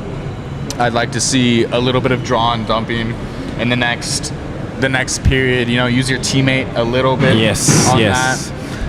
I think as the second half goes, you could even almost tell that the players are only starting to warm up, right? Yeah. Towards the end of the first half, they finally let loose. So I expect to see them play much looser in the second half and hopefully get some open shots for the teammates. Yeah, well, we'd like to see Xinhua come out here hot in the first period or the second period, because they have quite a bit of a they have a 4-point deficit to make up here, as it's 6-2 at the start of the second period. Number 16, Mikkelsen with the ball. Pick and roll. Oh. As DT Sports shuts it down with their impeccable defense real quick. Spencer going to work against Keegan. Drives Crossover. in. Great move. Didn't get the finish. That's not the first time I saw the crossover from him. Definitely. You can tell he takes pride in his handle. Yeah. He knows how to draw the foul. It seems like both teams do in this one. We've seen many of free throws as that one drops. Free throws are going to be huge, right? In this game, every point counts because it's only a 5-minute game per half. Keegan misses everything there. From my angle, it looked like it went in, but Thought it went in for a second. Yeah, I thought it went in for a second. He did too. As DT Sports up by 5, Nigel trying to get a little bit fancy with the behind the back. Oh no. Loses it. Ooh, that doesn't we look have good. an injury. Is Spencer clutching his ankle? I think he must have stepped on someone there. Oh, we hate to see that, especially how young these players are. Yeah, an ankle injury. I mean, I've had my fair share of ankle injuries and they are no fun. If only we had a slow-mo reel on there, it'd be interesting to see what happened. He rolled it on the ball, is what I'm being told. Yeah, that would have been painful. Every basketball player out there knows the pain Spencer's going through here. Rolling your ankle, especially during a game, is Yes. I mean, it's the next level of pain because you have that adrenaline going, and then that pain just shoots to your brain. You don't know what to do. Essentially. yes. I mean, you could tell that Spencer is in a huge amount of pain right now. It's the last thing we wanted here at the Foot Locker 2v2 tournament. Injuries, we would never like to see anyone injured. Yeah, I hope he's doing all right. I mean, at this age, I don't think I hope it's not too serious. Yeah, it's good. You can see him kind of getting up right now. You got a feel for him. Now, interesting here, there's no backup player. No, there isn't a substitution. So I wonder. Nigel, I don't know what's going to happen. Is it going to play Nigel. 2-on-1? I doubt that we'll see a 2-on-1 match. We might see a 2-on-1. It would be interesting, and I think Nigel would be up for it. Well, the way he's played, he looks like a kid that. He looks ready. That's up for it. He's ready. Should be interesting. Wow. It looks like they're gonna go 2v1. Wow. But wait, Spencer. It looks like. Oh wow. Hang on. Spencer, with the heart of a lion, is gonna come back and finish the game. Wow. With his teammate Nigel. What a teammate. He's gonna love to see that. You love to see it. Put him on the line for his teammate. He's lacing it up. I mean, this is he has the heart of a champion to come back from an injury like that. He doesn't want to let his teammate down, right? That's I mean, for sure. This is a big game in this tournament. They win here, they go 2-0. yeah. 1 foot already in the semifinal. He can have a couple days to recover after this game. Great move by Spencer. Well, let's see if his ankle holds up right here. Oh, wow! Look at it. He's still going right. He's still going after it, which is a bit surprising. If I were him, I might play it a little cool. Wow. I mean that rebound that he went for, it didn't look like he had an injury there. But you know these young kids, there's no tomorrow for them. Mm-hmm. So they'd like to play today. I remember when I was that age, and these kind of injuries are just irritations, right? You try to shake it off because you want to win the game. As Nigel gets the DT Sports lead up, and then Xinhua HCI hits a crucial 2-pointer to close the gap within 3. This game's gonna be interesting going down the stretch, that's for sure. Nigel will have to step up, right? Definitely. I mean, he's the healthy one, and he needs to carry his team right now. Spencer did his part by coming back in, allowing Nigel to play. Absolutely. I mean, I can't imagine a 2-on-1 situation in here, right? I mean, essentially, it looks like Spencer isn't too much of a liability out there, but essentially it is a 2-on-1 situation already. Yeah. Knowing now that the Xinhua players know that Spencer's hurt. Well, what you have to do now, if you're Spencer, you have to drive the ball and attract the attention, right? As he's on the ground again. Yeah, Spencer doesn't look too good. In pain. There's 3 minutes left. You gotta think he's gonna. Spencer has he can't attack right now, right? So he has to get ready for a shot, and Nigel has to do the heavy lifting right now. Get in basketball in and create space and hopefully create an open shot for Spencer. And he's gonna have to hold his own on defense here, as defense crucial with only a 4-point lead with 2 minutes and 40 seconds left. What a game here towards the end of our day. Spencer's showing a lot of heart. You could tell that he's in pain, but he really wants to be there for his teammate. And okay, that's what you gotta do. He's gonna take that open shot. He's still pulling up. He is. It doesn't look. He looks like he's just fighting through the pain here. Whoa. Wow. He looks angry now. As the 1 point goes down, he doesn't want any doubt about this win for DT Sports as they're up by 5 with 2 minutes left. There's a lot of courage. Spencer's really warming my heart right now. It reminds me of my athlete days when you really have that fire deep down you want to win. You don't feel anything else. Yes. Just focus on the game. I'm sure he'll feel it after the game, but right now he's right in front of me. We see him clutching his ankle, almost in tears. That man is in pain. He's in a lot of pain. But he played tremendously here at the 2v2 Foot Locker playoffs, brought to you by ActiveSG. We have some tough basketball competition coming ahead. We have Siglap Blue versus SG Basketball Red, and we'll be back to you in just a few short moments. Do not go anywhere.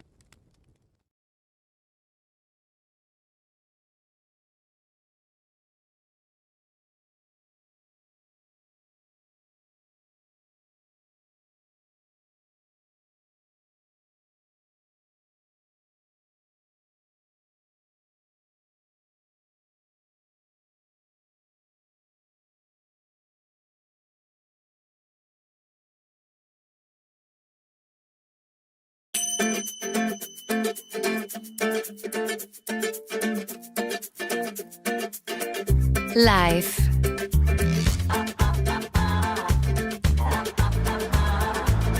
Is it about looking perfect? Eating perfect? Or is it simply about trying? A little at a time. Living life to the fullest.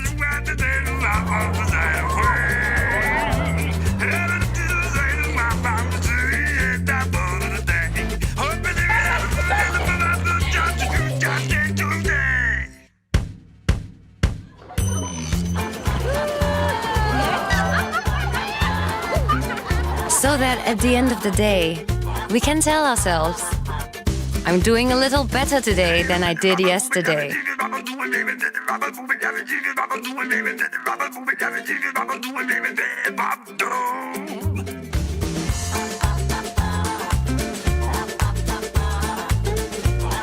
Because hey, better beats perfect.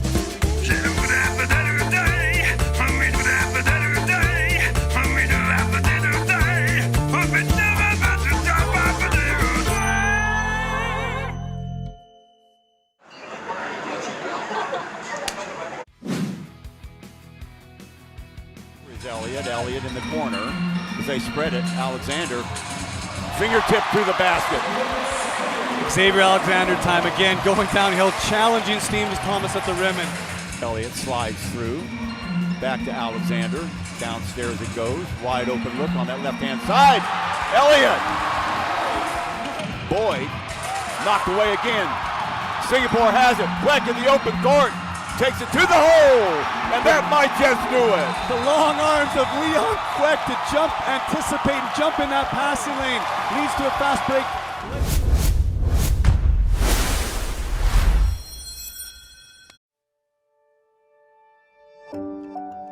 With Active Health, there are so many ways to kickstart your journey. So really, why not make the choice to enjoy active living? You can just pop by our Active Health Labs for fitness and health assessments. To learn and adopt habits to achieve your goals. And you can always get quick self-assessments using ActiveFit and more.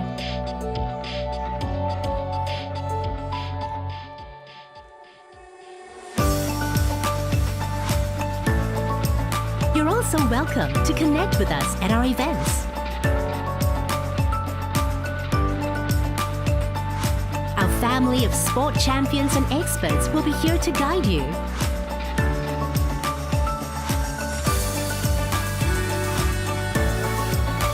Come team up with us at ActiveSG and Active Health programs.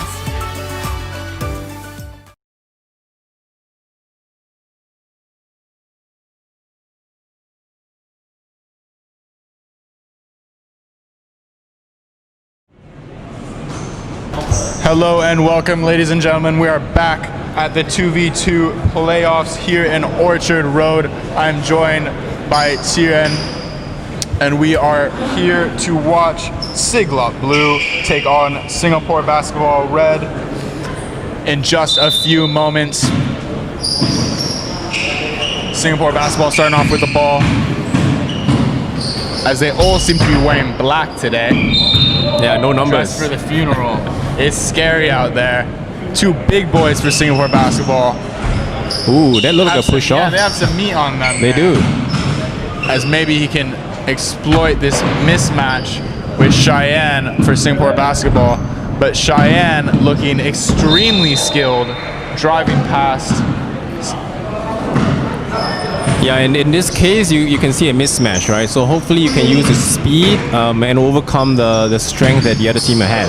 And then on the other side, use the strength Yes. in the paint. Yeah, like this, you gotta get your rebounds. I mean, if you're the bigger team, you have to clean up all the rebounds. As he takes the two, does not look like it will go. Siglap taking the ball out. Cheyenne, confident looking, takes the shot, and he knew that was going in. He just got to his spot hit the glass in the corner, dropped it. That was a good-looking shot. Dribble down to the left baseline. You almost do this in training, right? It looks like it's off the training floor. And he did it slow like that, like very casual like. As YJ with the 2, it does not go in. I like Cheyenne, you know, I can see it in his eyes. He really wants to win here. He looks like a dog to me. Yeah.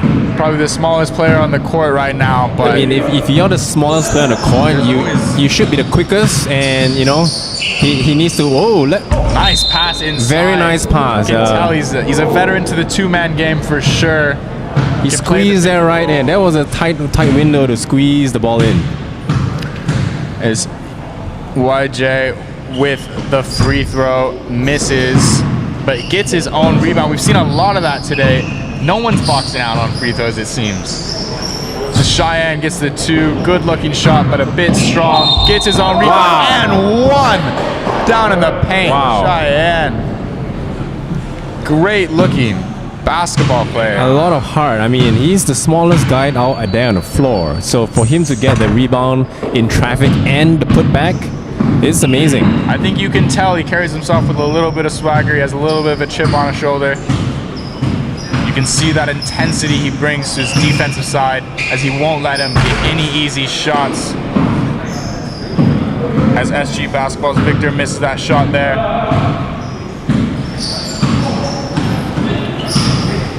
That is a 2 going up and drops nothing but net by Cheyenne. Putting on a display now with a 4-point lead over Singapore Basketball Red. Oh, and another back-to-back. They're just trading them now. Dropped in. That bounced on the rim like 3 or 4 times before it dropped in. Cheyenne working down low. Great pass to YJ as he gets the easy mid-range. What happens when the ball hits the side on the wall?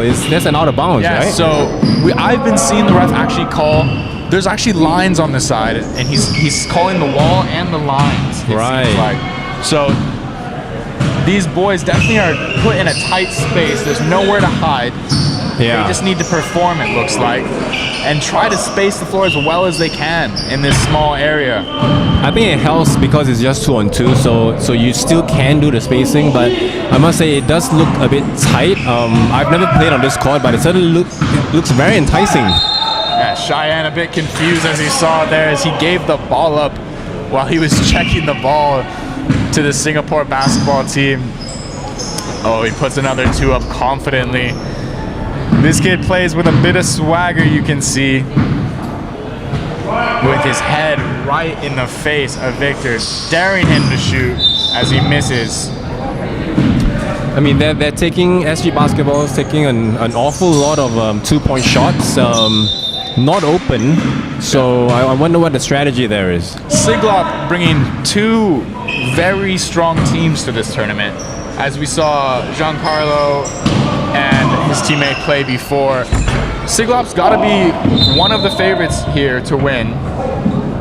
Yeah, I mean, they certainly look good, but you also have to watch for the Hornets as well. Yes, and Hornets DT with Sports Jackson. too also look really good earlier on. Yeah. That's the one with Ming. Ming Hansing. Yeah, they both look very good. As a point drops for Siglap. They have a comfortable lead of 4 points with 30 seconds winding down in this first period. Easy layup from SG Basketball as he claps it up, tries to get a bit of energy into him and his teammate. He wants this victory as much as anyone else. Cheyenne, mid-range, doesn't fall. I think they'll just dribble it out here in the last couple seconds. No, Cheyenne wants it. It's no letting up, no letting up. Wants it. Every possession counts. He's going at them here. Wow. He's all business as he walks to the break area with his teammates. Yeah, you could. I'm impressed by Cheyenne here. He's good. I mean, he's clearly the undersized guy on the court, but he's the one with the initiative, right? Taking the ball to the hoop, making those shots. Yeah, we've definitely seen a couple of stars emerge here in this 2v2 tournament. Jackson doesn't look like anyone can beat him one-on-one. We have Ming, we have Giancarlo, we have Casey, the Oh yes, big man, the big man, yes. From the other Xinhua team. He should be interesting to play against. I can't wait to see him and Jackson go against each other. Yeah, that'll be an Big man versus interesting big one man. to watch. That Yeah. should be very exciting. A lot more action here from the 2v2 playoffs, brought to you by Foot Locker. This is only the second day out of 6. We will be back here tomorrow and next weekend for more basketball and the semifinals and the finals, as Cheyenne just throws up a 2 to start off the second period for Siglap. I mean, again, to see this basketball come back, this is the third day only. It's really good for us to see. Is that a charge? He gets it. Looks like hits it, his yeah. head on the brick wall. There's no padding back there. This is street ball. This is where it gets rough. This is for the men, not the boys. Oh, Yeah, you almost have to watch that, right?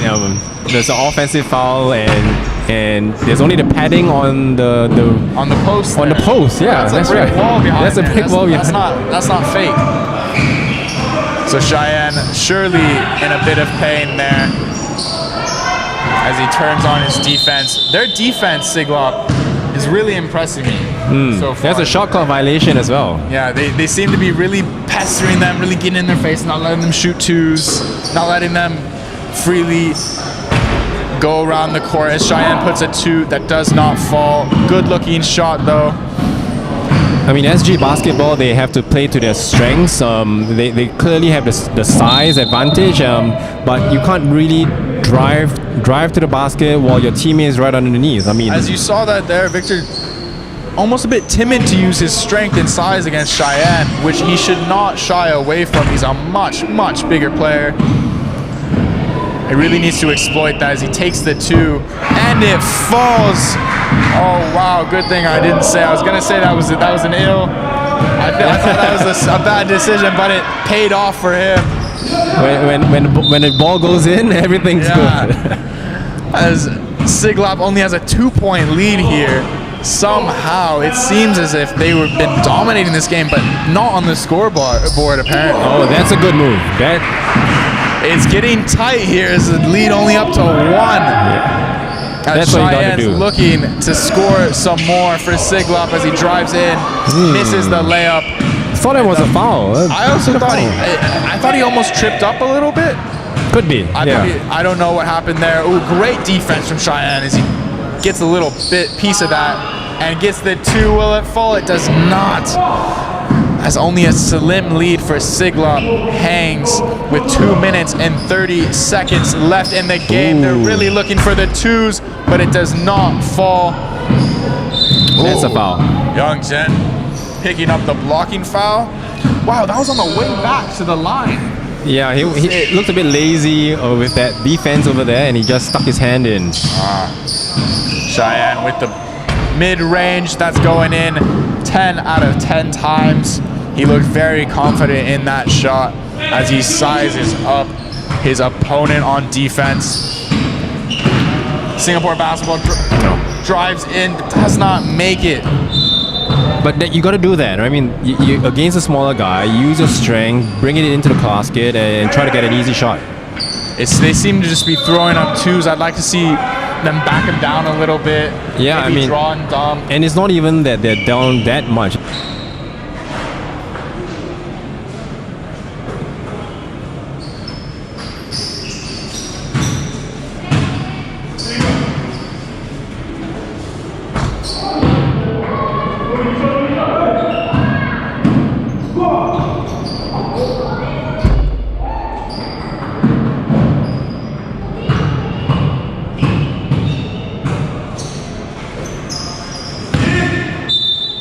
He seems like he knows he won it. That sequence there, I think, won the game right there. 1 minute left with a 3-possession game. Surely It seems like Siglap's gonna take it. That hustle from Cheyenne. Gotta be our game MVP here. Beautiful display of basketball from the defensive side. Passing, shooting. Yeah, it looks like SG Basketball has given up. There was a wide open rebound to Cheyenne. These points here crucial if they want to mount a comeback. It's possible now with 40 seconds left. It is only a 3-possession game, but all of those would have to be 2-pointers. Yeah, and shooting does not seem to be their strong suit. They need to get a stop right now, but I think the advantage is too far now. So clock winds down with only 18 seconds left. It looks like a sure victory from Siglap Blues, Cheyenne, and Young Jae. Wow.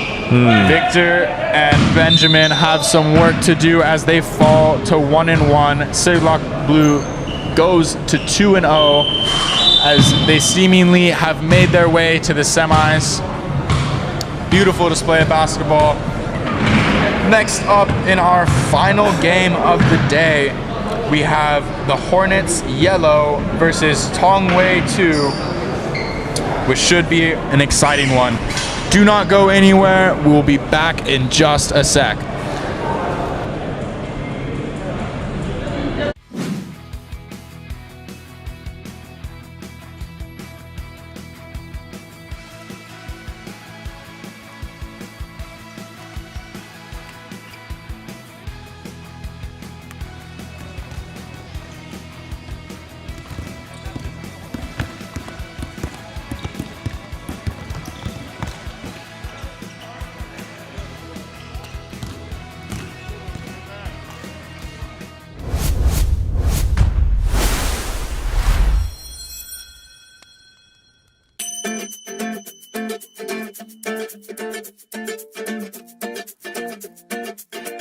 Life.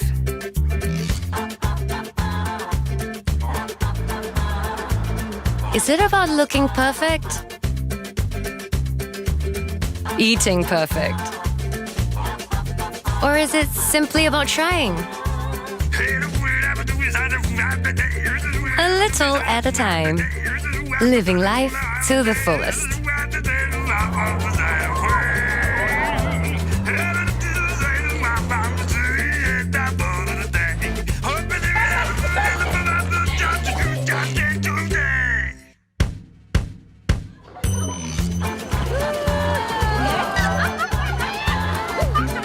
So that at the end of the day, we can tell ourselves, I'm doing a little better today than I did yesterday.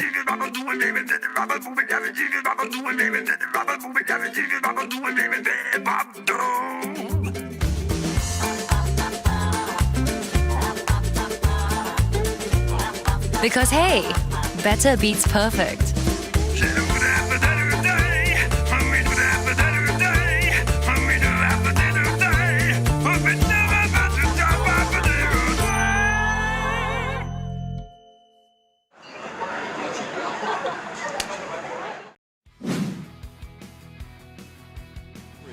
Elliott in the corner as they spread it. Alexander, fingertip through the basket.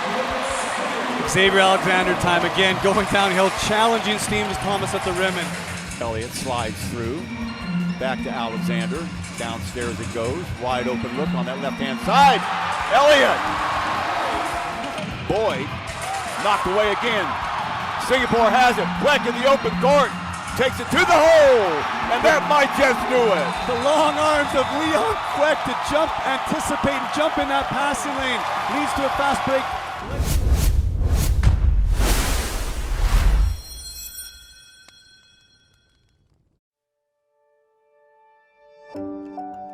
With Active Health, there are so many ways to kickstart your journey. So really, why not make the choice to enjoy active living? You can just pop by our Active Health Labs for fitness and health assessments. To learn and adopt habits to achieve your goals. And You can always get quick self-assessments using ActiveFit and more.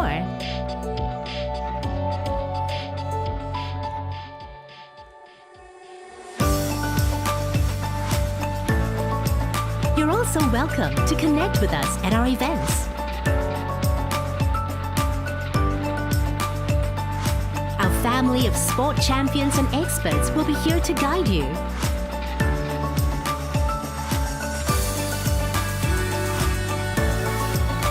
Come team up with us at ActiveSG and Active Health programs. There are plenty of interest groups for all ages, as well as spaces to explore and get together.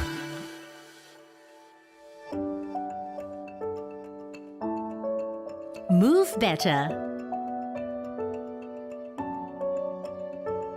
Eat better.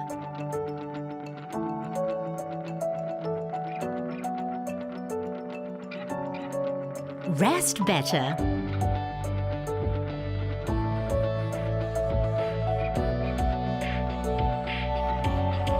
Assess your fitness and health. Connect with our Active Health family of experts and advocates. Team up with your family and friends to be better together. Act now to get started at betterbeatsperfect.sg.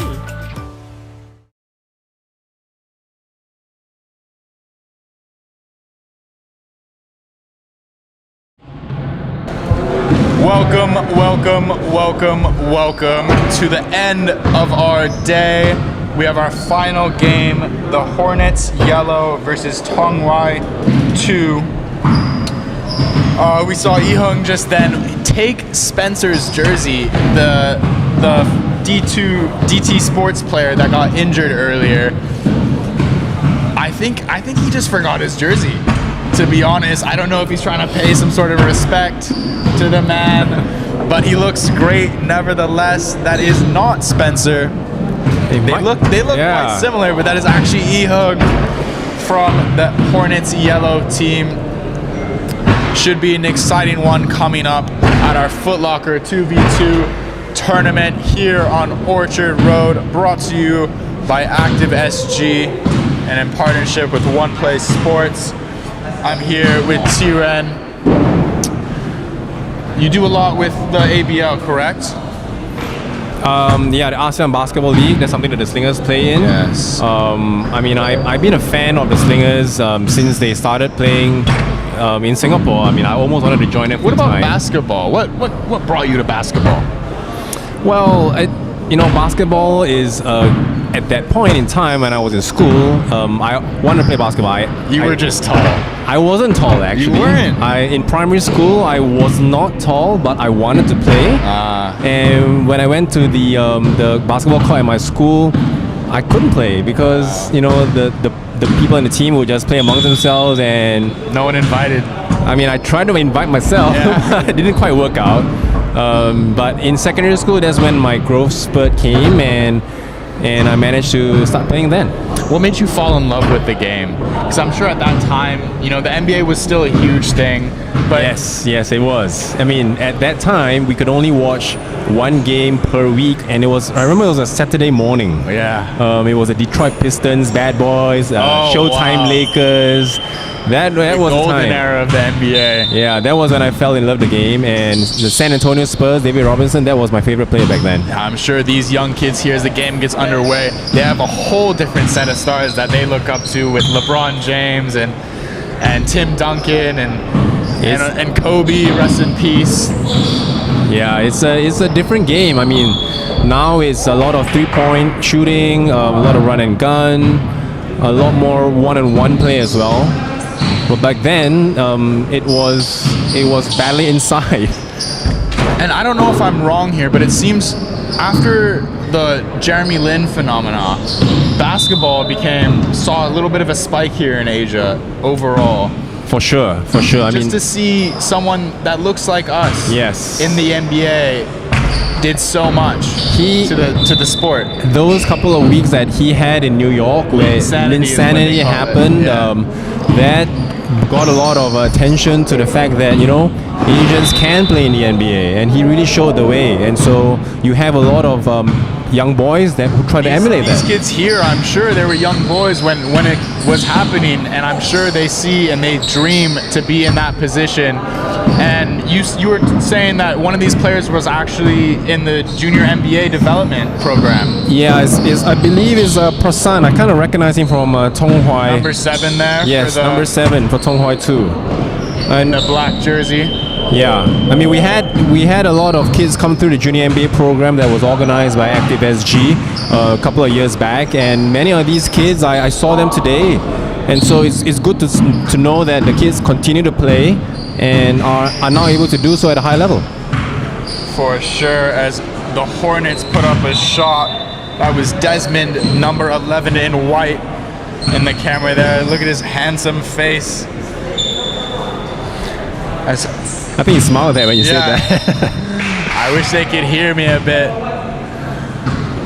I could tell them that they're playing wonderfully here. The score 1-1, a low-scoring match in our final game of the day, as the Hornets get in another 1 point. Around half of this period has gone by. We talked about it in every other game. This first period they just seem to feel each other out a little bit, get warm, figure out what works for them. Yes, tentative starts. Again, it's hard to get warmed up in this cold environment, and you only play one game a day, so you really have to get warm for this game. Great move inside, but passes up the opportunity for the basket. Ooh, Jackie, no a way little bit of through. a sleeper, it seems like. Ooh, great shot, great mid-range shot by Desmond there for the Hornets. As Passan drives in, ill-timed pass, but it still gets there to Jackie as he does a nice fadeaway inside for the 1 point, bringing the game to 3-2. That was a big man move right there. That was a big man move for sure. I was saying Jackie's a bit of a sleeper. He has very great fundamentals, it looks like, great footwork. We'll see his shot down the stretch. We have 𝐓𝐇𝐄 here. Now you have to make this free throw. Free throws, he misses that one, but free throws in this game is a time for you to catch your breath, but also to add 1 point. I mean, you score from the floor is also worth a point. Because free throws in regular 5v5 basketball is less than a normal basket. That's right. Whereas here, it's equal. It's equal to the normal basket right here. 2 point basket would be. Ooh, nice crossover by Hassan, and mid-range, that needs to fall for him as he cleans up the glass. Jackie with the putback and 1. That was a strong move over there, and you know, if you're that close to the basket, you have to make it, and that was a good strong move to make the basket. Great job getting the rebound, going straight back up. That's right. Right back at your defender. And you like to see that in the big man, right? If your big man is able to put the basket into the in a hole, if you're underneath, that gives a lot of confidence to make the open shot as well. It's looking like a very equally matched game here with 1 minute to go in the first period. The score is 4-3. It's a close game. I mean, at this stage of the day, the last game of the day, I'm sure the boys have been waiting a long time to get this going. So Desmond, a big man down there, muscling his way to the basket as that one falls with 40 seconds left in this first period. The shot will drop by your junior NBA development player. That's your man, Prasant. Going up against this Hornets yellow team is Tong Hui 2 with 20 seconds left in this first period. There's a 2. Ooh, misses everything there, just grazes the net. Haven't seen a lot of 2s from this team. yeah, you would think, right? Because we were talking about free throws earlier, but As it falls, there just you go, I the spoke 2. too early. The You did. commentators curse as Prasant drops a 2. Great looking shot in that first quarter. They snuck ahead there towards the end. It's now a 2-pointer, 6-5. right? Yeah. Because 2-pointers worth twice the number of amount of points as the normal basket. So if you can make a lot of 2s, you can pull away really, really quickly. Yeah, we'll be excited for this. I'm sure it'll pick up in this second half as it always does with these boys. I was talking with Dalvin earlier. There's something clicks when that clock starts winding down, and you start doing a little bit of math in your head when you're down.